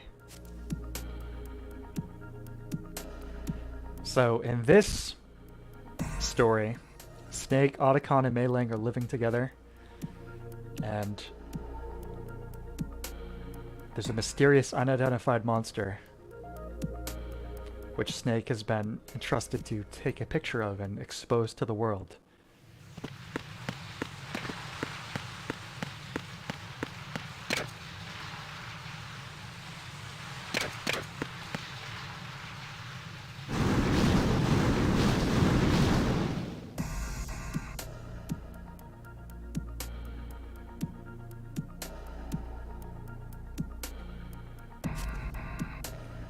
It all began 3 days ago. I was testing Otacon's latest invention, the VR system, at Philanthropy's hideout in New York.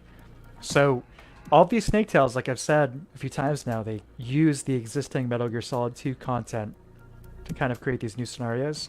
But this one goes a step further, and, well, you'll see.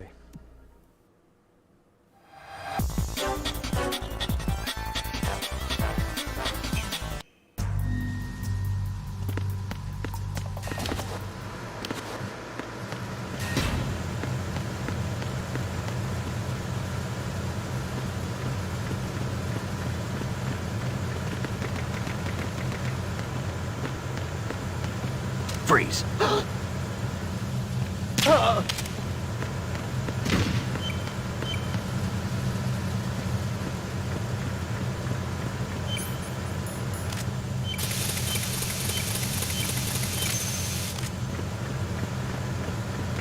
some fun stuff you can do with a coolant. Like, check this out.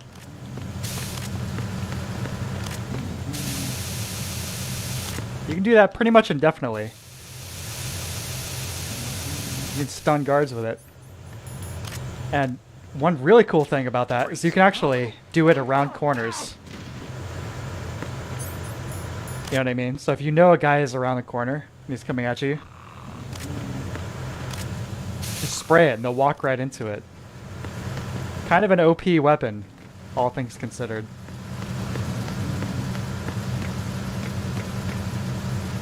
You was thinking it'd be Bigfoot or something crazy, Loch Ness? Oh, you'll see, my friend. You'll see.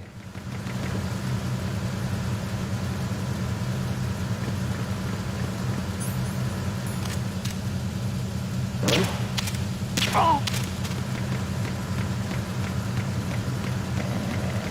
What's going on? Respond. Shit. Go, go, go. We've lost contact with the engine room. Backup unit, check it out. Oh, where did you come from? Assault team, check it out. All other units remain in your positions. They know where I am. You saw my hands.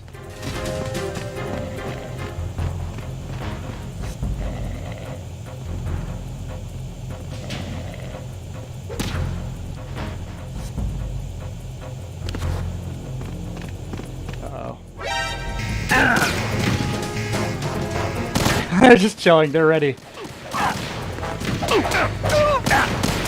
Okay, Snake's going to be coming through here any minute now.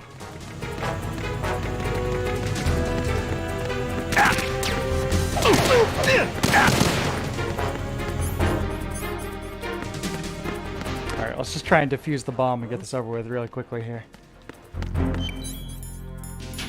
Move! There we go.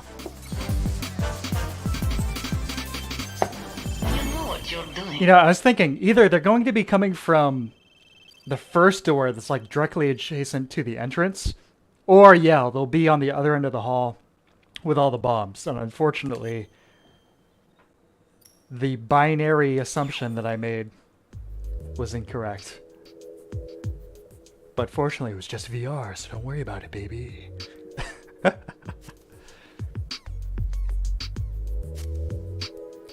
So the story for this one is basically Otacon is messing around with the VR system, and he doesn't completely understand where these virtual realities are coming from.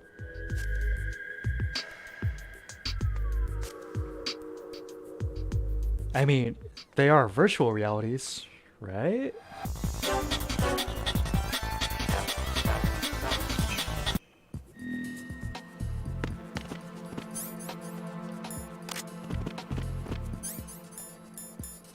No AP sensor here. Freeze.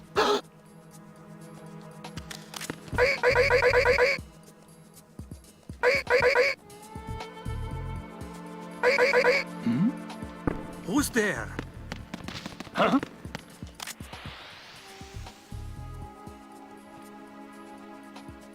Yeah, at some point I gotta address the elephant in the room here.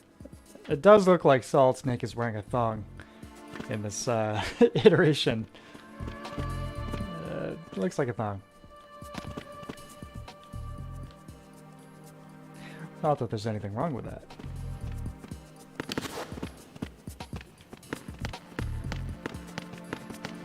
Freeze. Huh? Oh.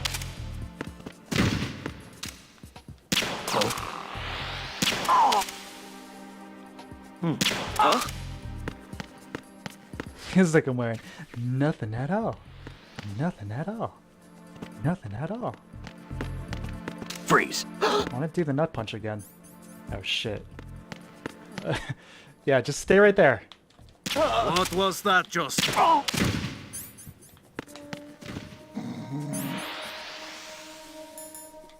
Oh, it's virtual reality. So technically I'm not murdering these guys, right? Huh?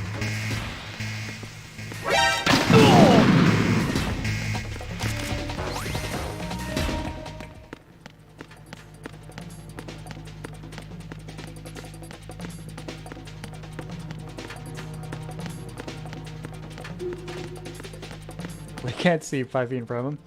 You know, you gotta balance their senses with the controls. You know, we're talking about a game that was originally in 480i on the PS2.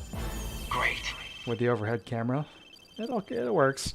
I mean, like I said, these Snake Tales are basically set for basically equivalent to hard mode, you know, and there are 2 difficulty levels above that, Extreme and European Extreme. If you set them to either of those, their view distance is quite a bit higher. Still get a no-kill bonus for not killing. Oh, I know, I'm just fooling around. I'll do it one more time non-lethally. How about that? Freeze.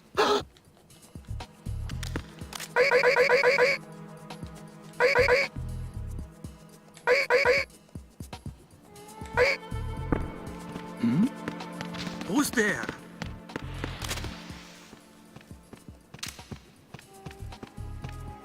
Oh.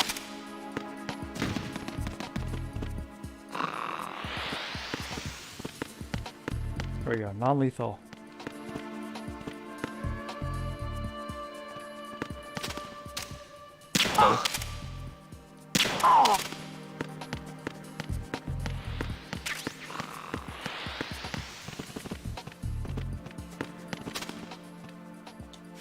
No, Snake, get up!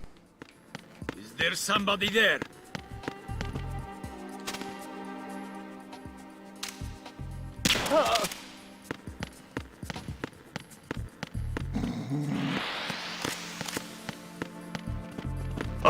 Quick! Oh, I need some help.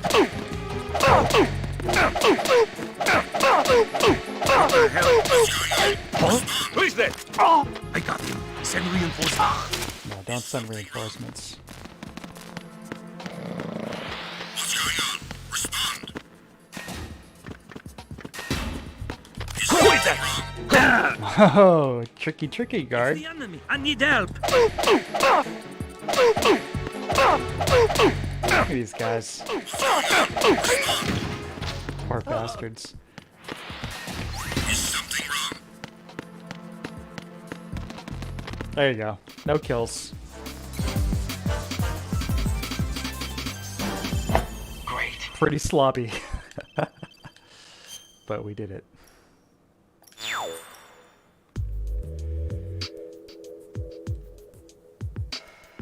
Feels unnatural in some way. Mailing through us the tabloid. A monster at Big Shell? What is that?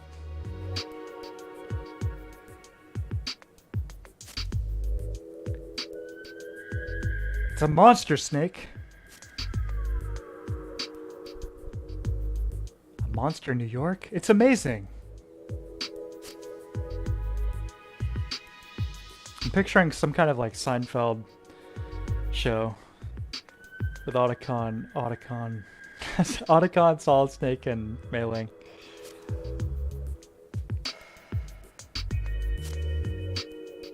Anyway, this is basically what this is describing. Mei-Ling is Elaine.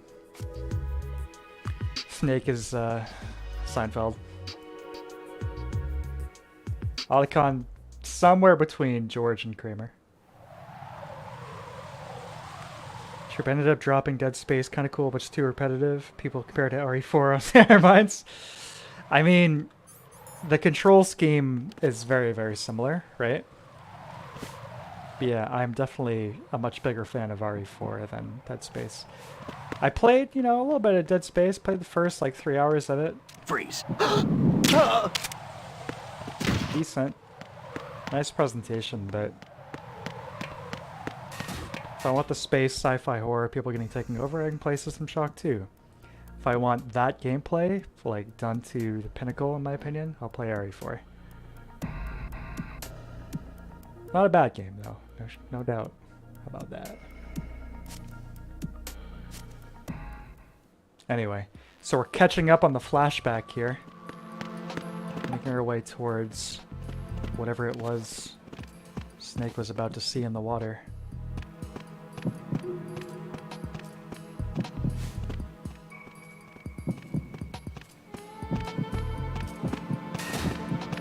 Freeze.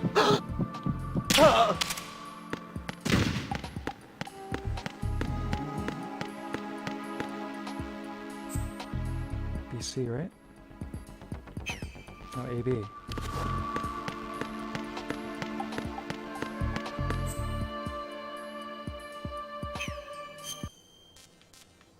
Oh wait, yeah, that's the right way. Duh. What's the alphabet again? What's the order of the letters? There we go.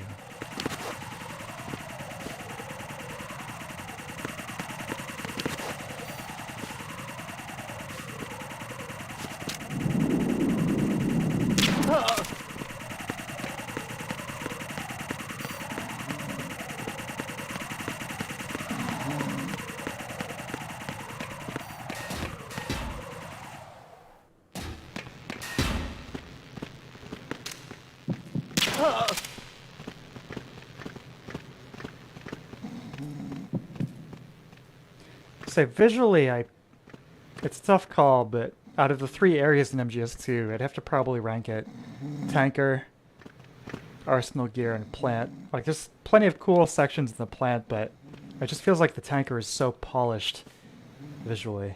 It feels really, really nice. And then arsenal gear is just got all the weird otherworldly elements, you know? It's like the arena where you're fighting the rays. That has a level of surrealism, which I'm a big fan of. Okay, so we've now caught up to where this section just started. So here we are. Our goal is to take a photo of the Lugon.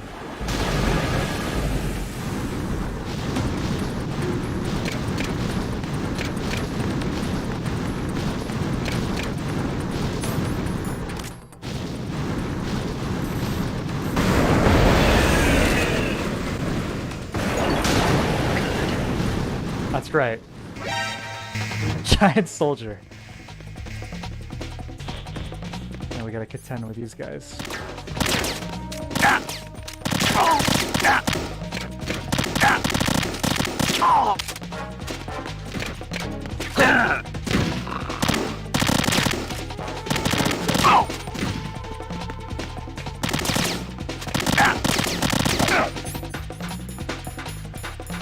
Do I really not have any rations? What's that? We want to make sure I was saying this right. You were, my friend. So this is, out of all the weird stuff in Metal Gear Solid, this has got to be the top. But you know, this is just one of these like several Twilight Zone kind of scenarios here.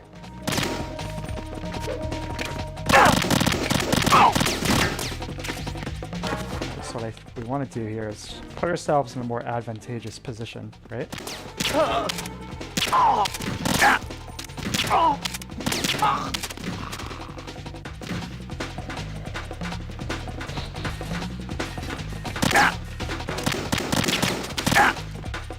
No, Snake! Stand up!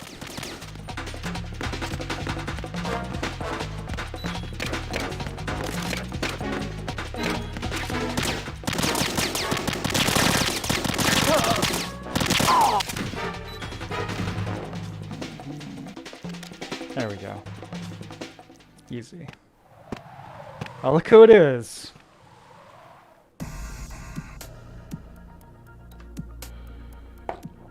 I've been with the unit since I was born. Something about her smile wasn't right. She looks so different. See, you just have to kind of picture Humphrey Bogart reading these. You know, just imagine it's 1930 and you're reading some, you know, Dashiell Hammett novel.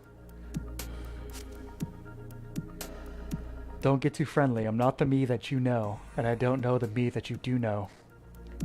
So yes, that's right. What Otacon was tapping into was not just virtual reality, but alternative realities. Multiverse. Oh yeah. That's what's causing all this trouble, shouted Olga as she jumped from the connecting bridge.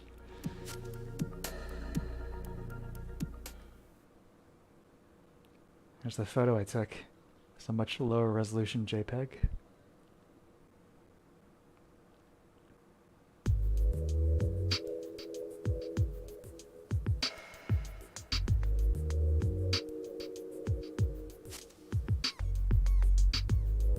parallel universes.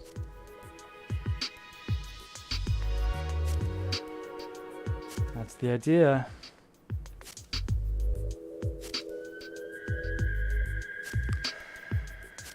So to summarize, the solution lies in setting the parallel universes straight.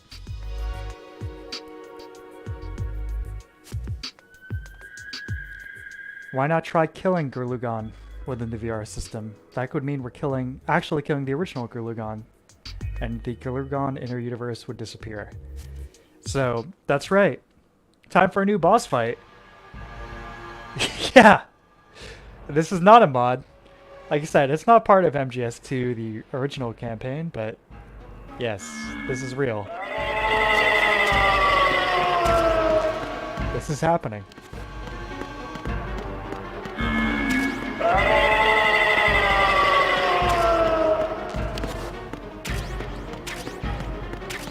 Grab all these supplies.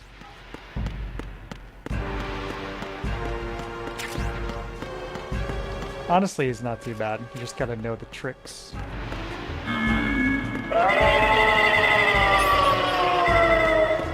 Can be a pain in the ass, but fortunately I know how to handle him.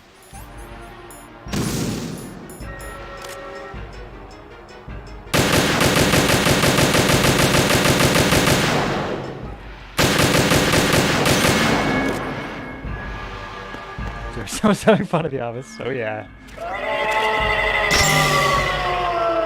No, Snake, look out! As always, saved by the box. So basically the trick is just use the stinger to delete the outer shell of Gurlugan, which reveals these like targets inside of the body, which then just take a potassium, pull out your PSG-1, and just go to town.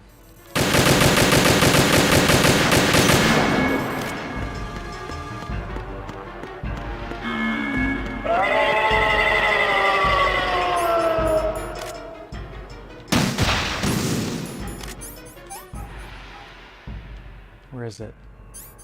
Shit, did I already take that one out? Uh-oh.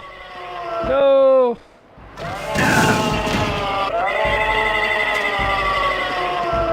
Right, the arms. No, the legs.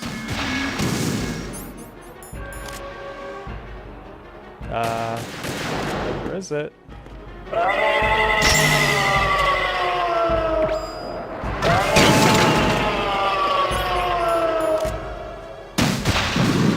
Maybe they're randomized.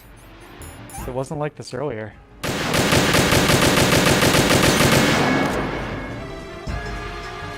True, how does this stuff even go about getting created? Feels so out of place. I gotta remember, you know, you've got these like 5 snake tails, and they're all like, you know, these little remixes, but at the end of the day, it's like, okay, for this last one, let's have some fun. Let's just get silly with it.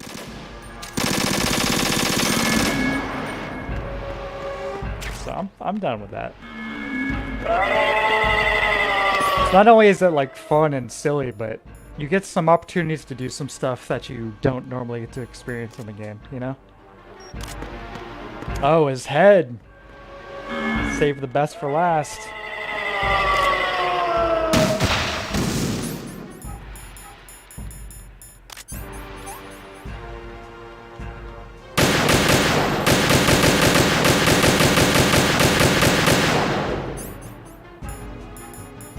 See if I can do it with the M4. Probably not.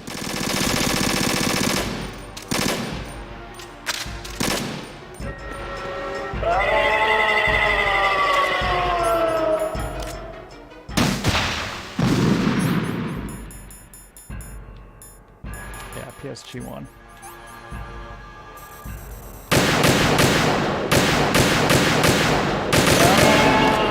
Jackpot. This is the charm that's missing in MGS5 Death Stranding. Yeah, I agree. You're right. Gurlukovich defeated, we turned the VR system off, but somehow I wasn't convinced. I removed the headset and spoke to Otacon. So, do you think we really did it?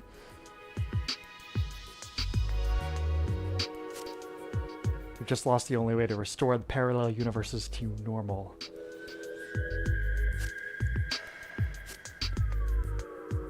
So, Solidus. In this universe, in this side story here, this has been his plan.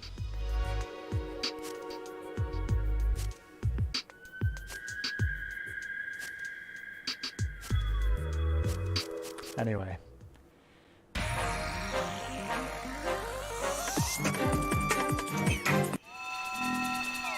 Few more VR missions here. Get to the goal without being discovered. Easy.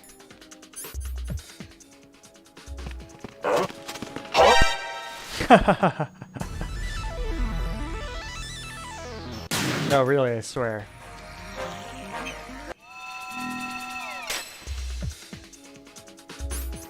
Thought I had an M9 for this one.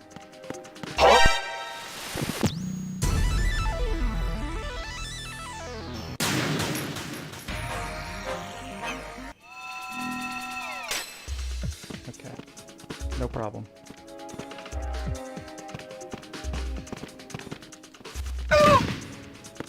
Turn around, turn around, turn around, turn around, turn around, turn around. Yes! Ah!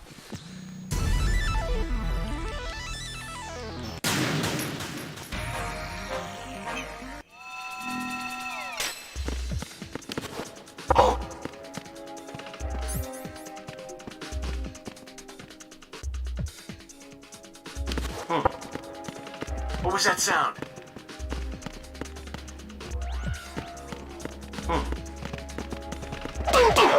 Oh, Snake, you idiot! I wanted to throw him.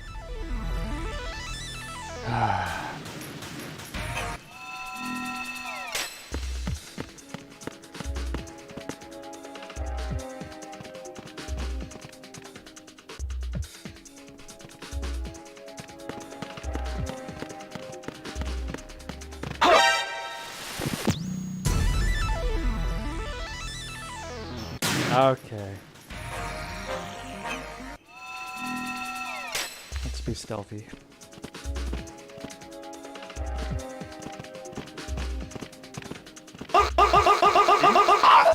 Is there somebody there? Huh?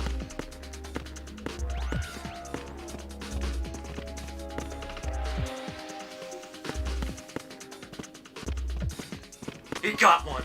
Everyone, watch your back. Send a replacement guard for the area.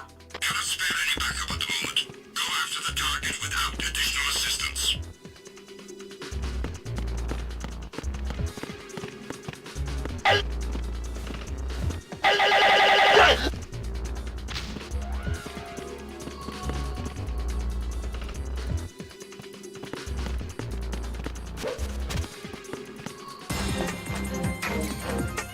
Getting in-game space, world things are always like Tron, Super World, Final Destination, and Smash.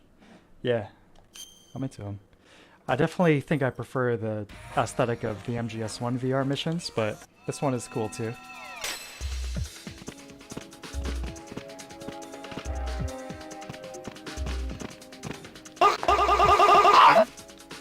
Is there somebody there?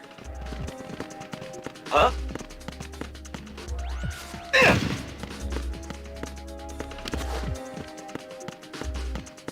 There we go. You know what you're doing.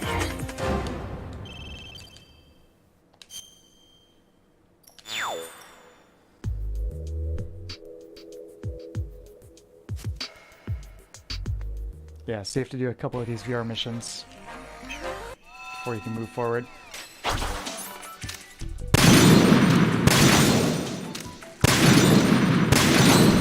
Unfortunately, they are pretty good. Pretty enjoyable.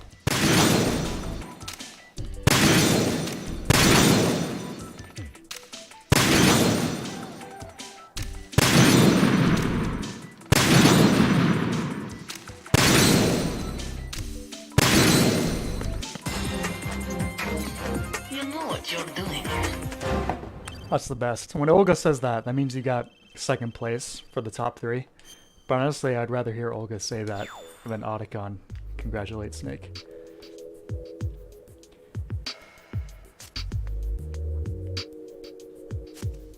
Alright, one more. Eliminate all. Do it.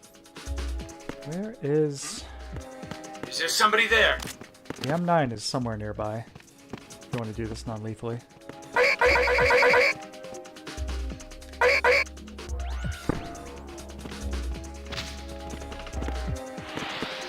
So you can always just choke him out, but...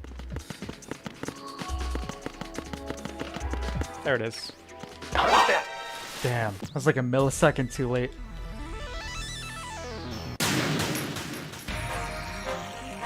Alright. So I'll do it this way.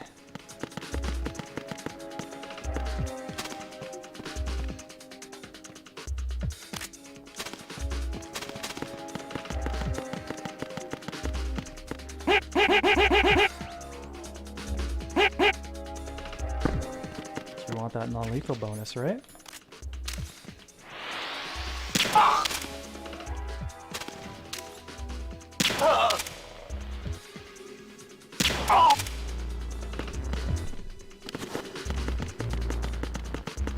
Yeah, MGS2 Substance has a ton of these VR missions.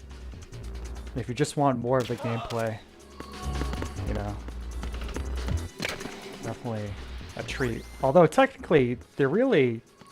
It's a little misleading because... You know, you have choice between Snake, Tuxedo Snake, MGS1 Snake, Pliskin Snake, and then Raiden, Ninja Raiden, and Naked Raiden.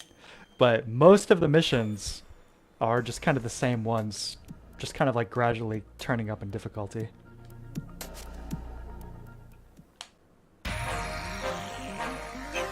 I think this is the last one. Last stealth mission we have to do here. Yeah, another cool VR environment. Kind of a similar skybox to the Ray fight. Obviously you got these like more straight up, yeah, this is like an artificial reality visual element going on, but... Freeze! That's the thing with the Ray fight itself. It kind of like second guess whether or not this is a virtual environment. That's what I think is so neat about the MGS2 narrative.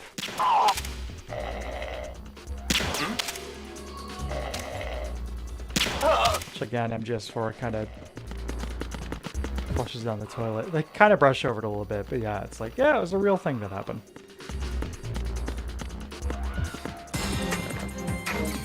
You know what you're doing. Actually, I'm not sure if you've talked about it, but do I like Silent Hill 4 at all?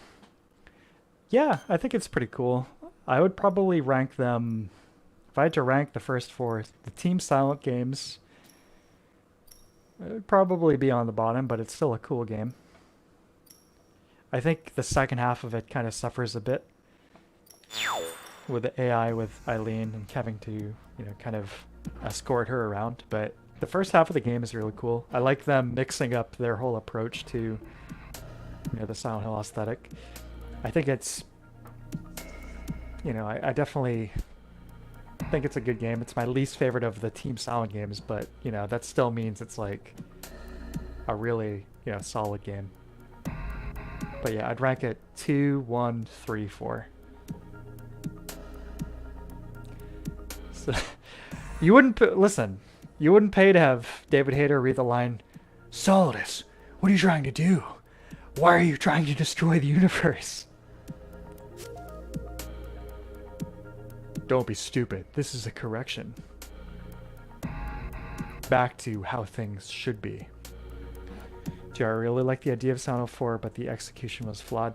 Yeah, I'd agree. I mean, the concept of having this safe haven that you're trapped in that gradually becomes more and more twisted and corrupted, and then even becomes not safe at a certain point. That's really good. That's an interesting idea, gameplay. That's really, really cool. I'm definitely into that. should have been structured like Mario 64. You're right. Yeah. Okay.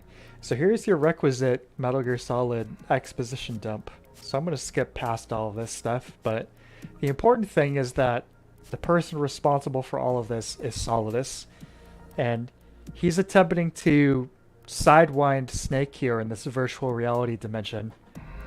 The Princess of Hell and the Prince of Chaos. Allow me to introduce Rose and Jack. A dazzling light enveloped everything.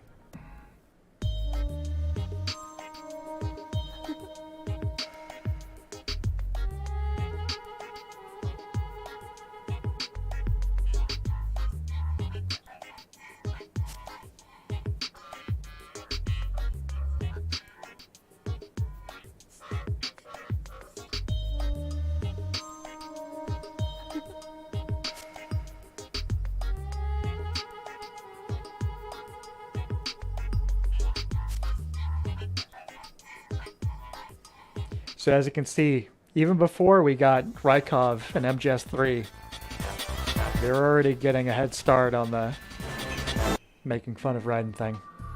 So if you play through this, you're going to get caught in a loop of repetitively doing these VR missions as Raiden. And the only true exit is literally to exit.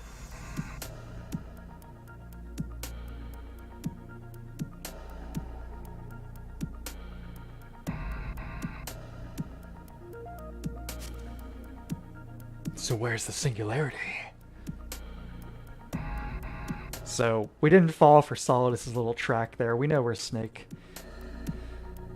We're not Raiden. So now it's time for some final battles. That's right! Time to fight Metal Gear Ray. Plural.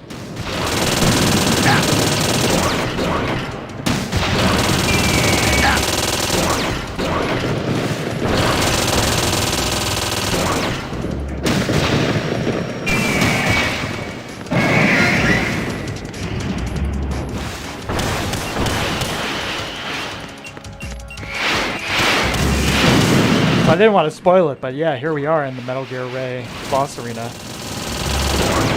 Damn, does this look good. You don't usually get to appreciate, I mean, like, pretty much everything up until this point, getting to appreciate things from these angles, you know what I mean?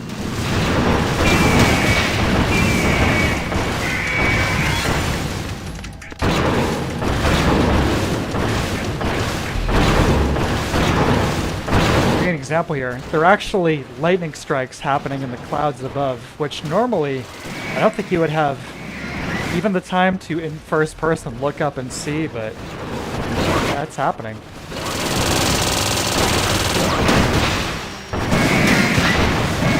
Awesome. Awesome. Giant's official fanfic. Oh yeah, man. It's fantastic.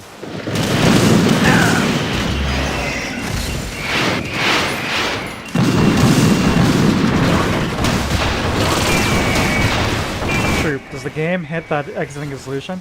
Yeah, it does. That last piece of dialogue in the story thing you get there from Otacon is saying, Snake, it's a trap! You know, watch out! Or whatever. And then, subsequently, if you continue to actually do those VR missions, you continue to get those messages in between, and Otacon does continue to try to clue you in, increasingly in obviousness, that, yeah, the solution is to quit.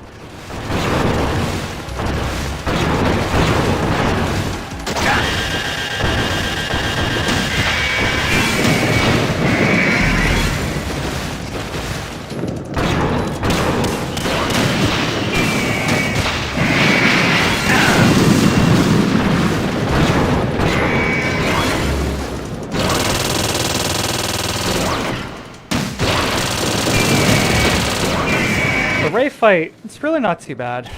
Like anything else, just learn the patterns. Just kind of stick to a rhythm. It's almost more of an endurance match. It's far from a very complex fight, you know, it's just kind of repeating the same cycles and not messing up.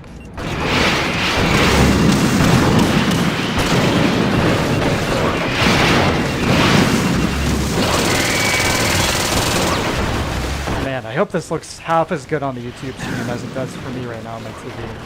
This looks insanely good. And rendered at 8K. I never have imagined. What a treat. And again, original camera angle here. Kind of similar actually. We get a tracking, you know, camera, unlike most of the shots in MGS2. Yeah, not too different.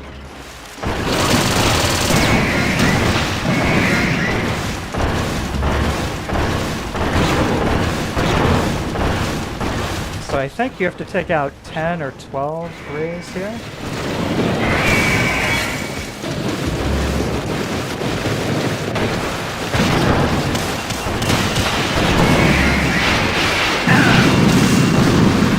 I couldn't even hear that, the missile beeps.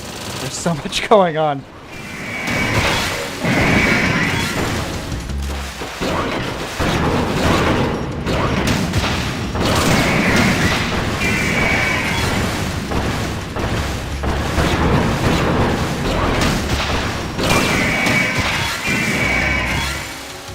See, I'm trying to regenerate my health here.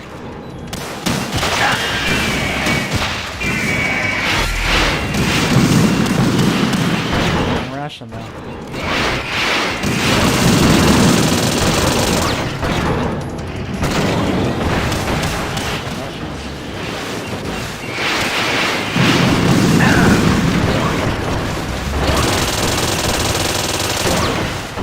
No more rations. Here we go.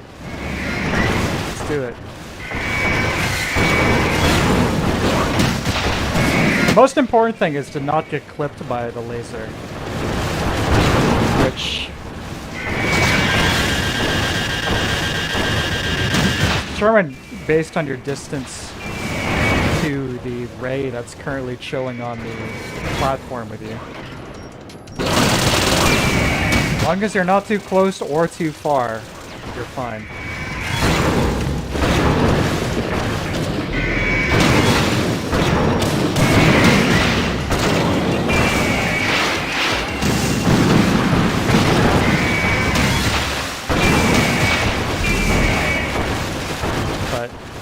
Basically, just keep moving is a safe way to go. Fast toggle is a godsend for the R2 with the Stinger missile. There we go. Easy. I mean, not easy, but not too hard. Compared to some of the other shit I've played on stream. Really not too challenging. You know, could be playing Ghosts and Goblins. Which, by the way, at some point I will be revisiting that, but I promise you if I do, it will be at a point where I've mastered it, so I'll just crush it. Maybe it'll be like a trilogy playthrough. I'll play through all 3 Ghosts of Goblins game. Ghouls and Ghosts, Ghosts and Goblins, and I'll just crush them over and over.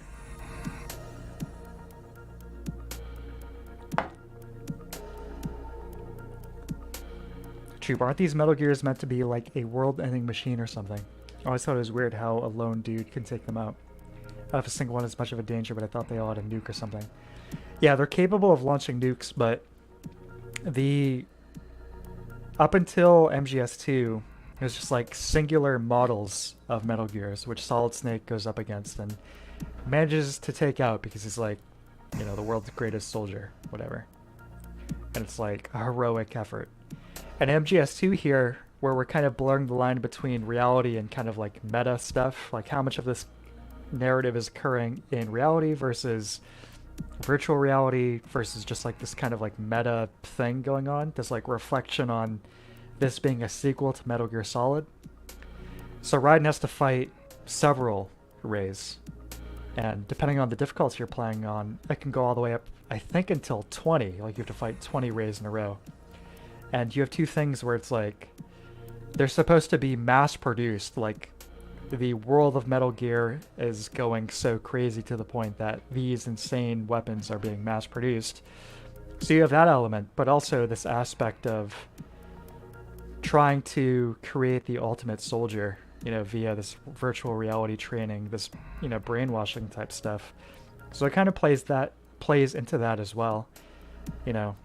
And again, I've said it a few times here, but the environment in which you're like actually fighting them is kind of surreal, where it's like, where actually are you right now? Like, this doesn't look like you're still in Arsenal gear. It doesn't seem like you're in the same physical location anymore. So it's kind of like blending together three different, at least, approaches to what's actually happening. It's neat. I think, anyway. Alright, so back to this, yeah. We foiled Solidus's plan in this story here. But Solidus is not ready to give up. So, our last challenge of External Gazer here is to fight Solidus with nothing but our fists. So yeah, normally this is the last encounter on Metal Gear Solid 2. And normally we would be playing as Raiden, and we would also have a katana, but the ultimate challenge here, we gotta try and do this playing as Solid Snake with nothing but our hands and feet.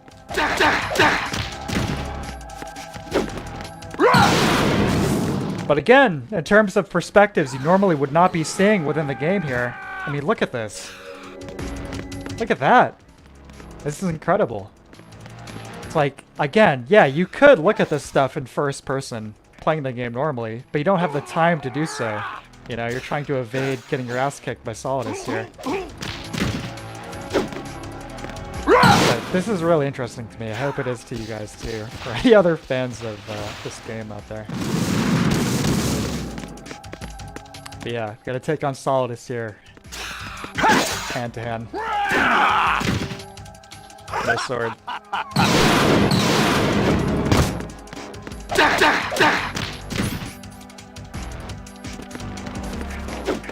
Let's go.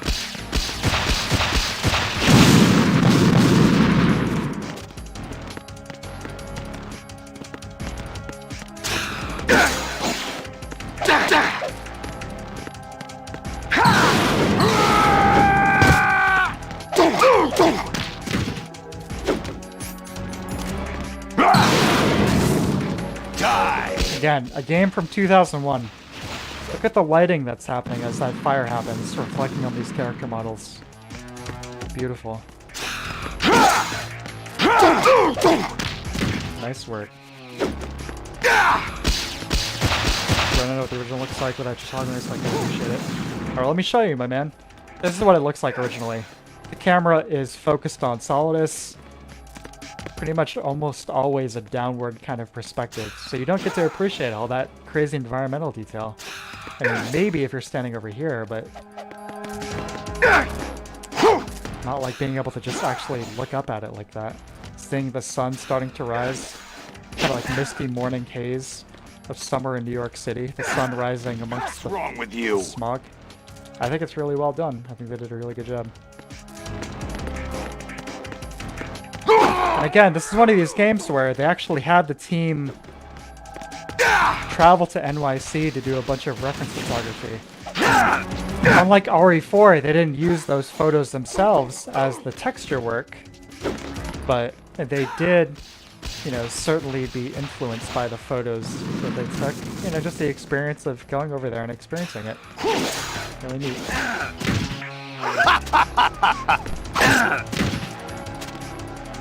I say as I get sliced like Dr. Octopus wearing an eye patch wielding dual katanas.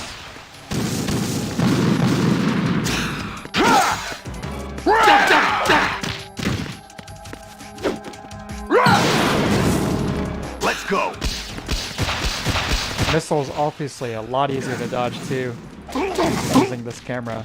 Like, I didn't even realize you could weave between them, almost like shoot 'em up style, you know? You actually go in the middle of that missile barrage if you time it correctly.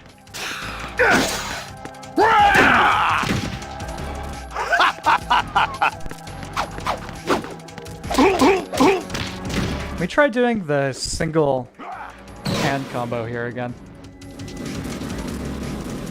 That technique, which I've demonstrated on several soldiers now. Snake's mighty left hook.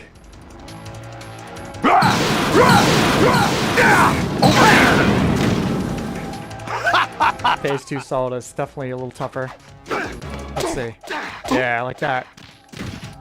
Still gets knocked over, but basically you're able to get in 4 hits versus just 3, like doing the standard punch-punch-kick combo. See? So you do a little bit more damage as a result. Take this! Oh, I'll try and show you another thing I learned earlier today. Die! Over here! Let's see if I can set it up.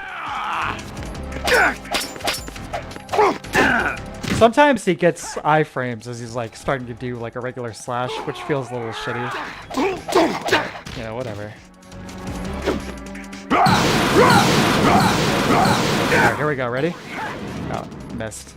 But yeah, when he's doing that last dash, when he says like, you know, get ready or whatever, you can actually do a roll into him if you time it correctly and like shut down the charge and do some damage to him.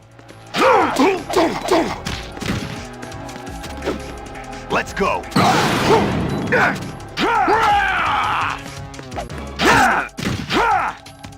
Kind of like fighting Millennia. It's a little easier than that. A little easier than fighting Millennia. Yeah, look at Arsenal gear up here. Look at the scale of this thing. Massive. Is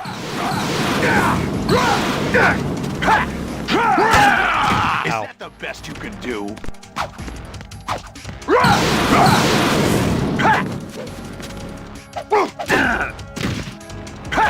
Yeah, we just basically need to do one more combo on him, and it's over. There we go. Easy. GG, Solidus. Tumbled from the roof of Federal Hall. I threw my hand out for him, but there's nothing I could do. He fell and he was pwned righteously.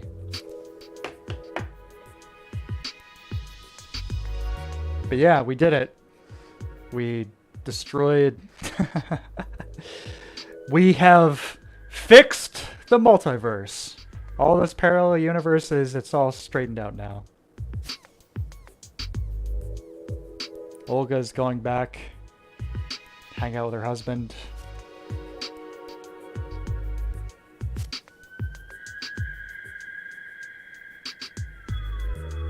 But has Snake really returned to the right universe? The Snake in my universe owes me $100. The Otacon from my universe wouldn't be angry even if I told him I accidentally broke one of his action figure toys. Which one did you break? We might not have the same shared memories, and perhaps we'd be going to different universes shortly, but one thing was clear. We were friends. The world filled with bright light. Otacon and I shook hands. Those jabs only no hooks. Yo, yeah. You know how we do. Came out Con Air. The greatest film ever made. A hallmark of 90s action movie insanity.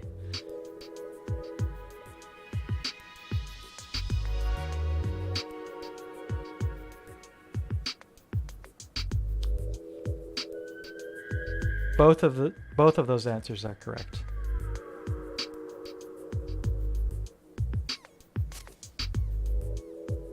It's all over, said Otacon, stretching. Something occurred to me and I said, are you sure? What do you mean? I just wonder if it's really over yet. It was as if I hadn't been in control of my own body.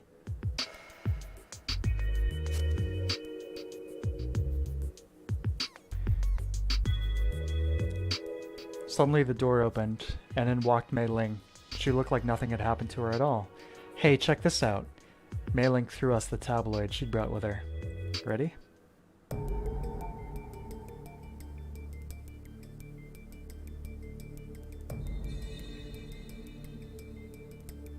Chilling. Chilling to the bone.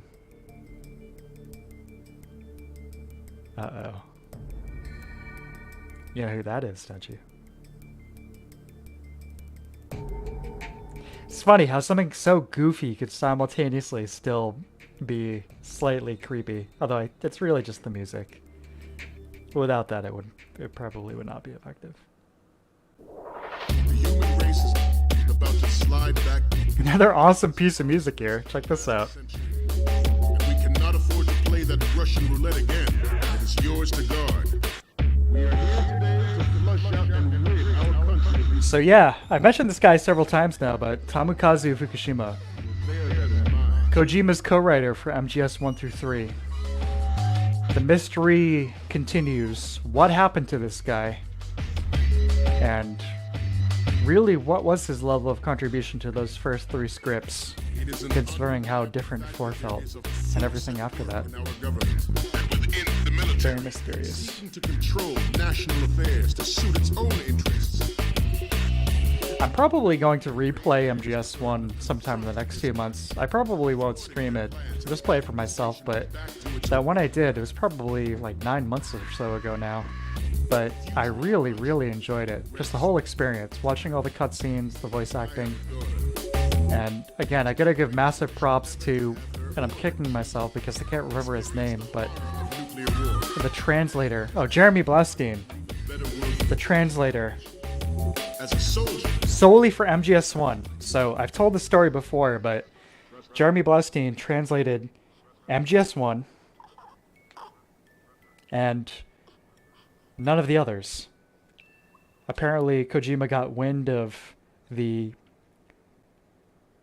increased level of localization he added to the MGS1 translation and was pissed off that it wasn't more literal. So going forward, they were far more literal translations.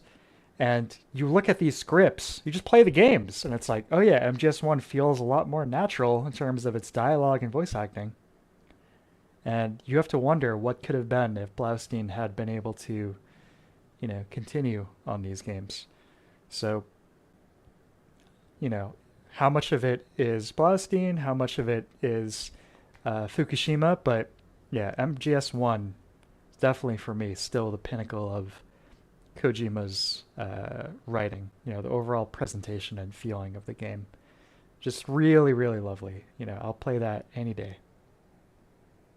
These other games, it's like, yeah, you know, you got the good moments, the bad moments. MGS1, it's like 95%. Like, I think this is genuinely very good. Anyway, let's see. Results here. Save 0, continue 7, alert 4, 5 killed, 4 rations. Not too bad. DR, I think the decline in quality after 3 answers that question. You may be right. It's like you said, even after 2 and 3, they still had Fukushima as a co-writer. If anyone has played it, he was also the writer for not just these Snake Tales, but the Game Boy Color Metal Gear Solid game, aka Metal Gear Ghost Babel, which is genuinely a very cool game and highly recommended. But yeah, got a new co-writer from MGS4 forward. And things were a little different.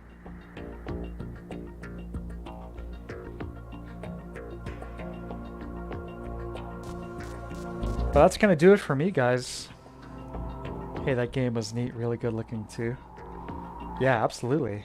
One of the best looking Game Boy Color games. I mean, if you were to rank the 2D Metal Gear games, that one is neck and neck with Metal Gear 2 on the MSX, which I will probably be streaming at some point in the next few months, because I know a lot of people recognize that game and appreciate it for what it is, but I think Metal Gear 2 is honestly one of the best games that Kojima has done. And if you put it into the context of the whole series, Metal Gear Solid is basically just kind of like a 3D remake of Metal Gear 2.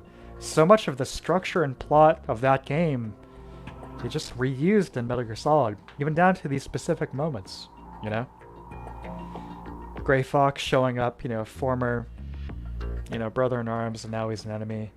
The scene with the elevator where you're surprised by, you know, 4 guys in stealth camouflage. There's all these moments where it's like, even like running up the stairs, you know, like the communication towers in MGS, that was originally in Metal Gear 2. And it has one of the coolest classic game soundtracks in my opinion. Really, really awesome. Really awesome soundtrack. So yeah, I don't know if maybe I'll stream the original Metal Gear, but definitely OG Metal Gear 2 on the MSX2. What I was gonna say. There's a few more, yeah, I'd like to, play. Gonna play Metal Gear Rising at some point on stream. What else?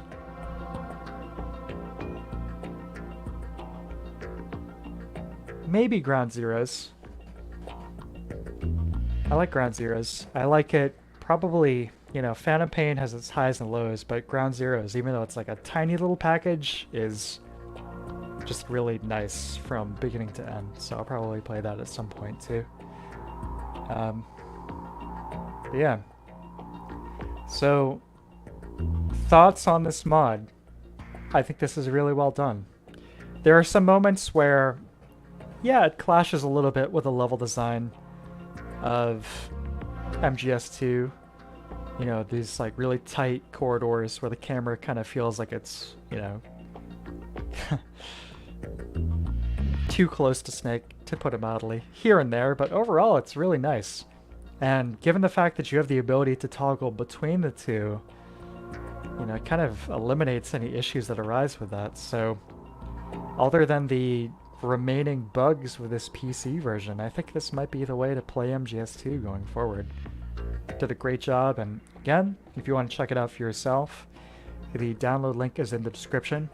You'll also definitely want to download V's Fix, which I've also linked in the description. Install both of them. Launch the V's Fix launcher first and configure the game first. So set up your, graphics settings, your resolution, your controller, and all that stuff. If anyone's curious, I was playing this with DualShock 4 with DS4 Windows. So I opened up DS4 Windows, connect my controller, and then launched the game. But yeah, set it up with V's Fix and just launched the included executable with this third-person camera mod, and you're really good to go. There's very little setup, but it was really cool revisiting this. And yeah, like I've said a few times now, I think revisiting the game, I'll probably be using this PC version and playing this mod and playing through the game properly. But in case you wanted to see the proper Metal Gear Solid 2 campaign, both Tanker and Plant, I streamed that about 8 months ago alongside MGS 1 and 3 and 4. So if you want to watch those and hear my thoughts on those games, those are out there. And yeah, I'm gonna go get some pizza, I think. Thank you everyone for joining me this evening. It's a pleasure as always. Hope you had as much fun as I did. Whether it was live or after the fact, thank you very much. And I'll be back this same time next Sunday, 5 p.m. Eastern Standard Time, with another game. I'm not sure what it's going to be yet, but I promise it will be a good one. But thanks everybody. Take care of each other. Farewell. Good night.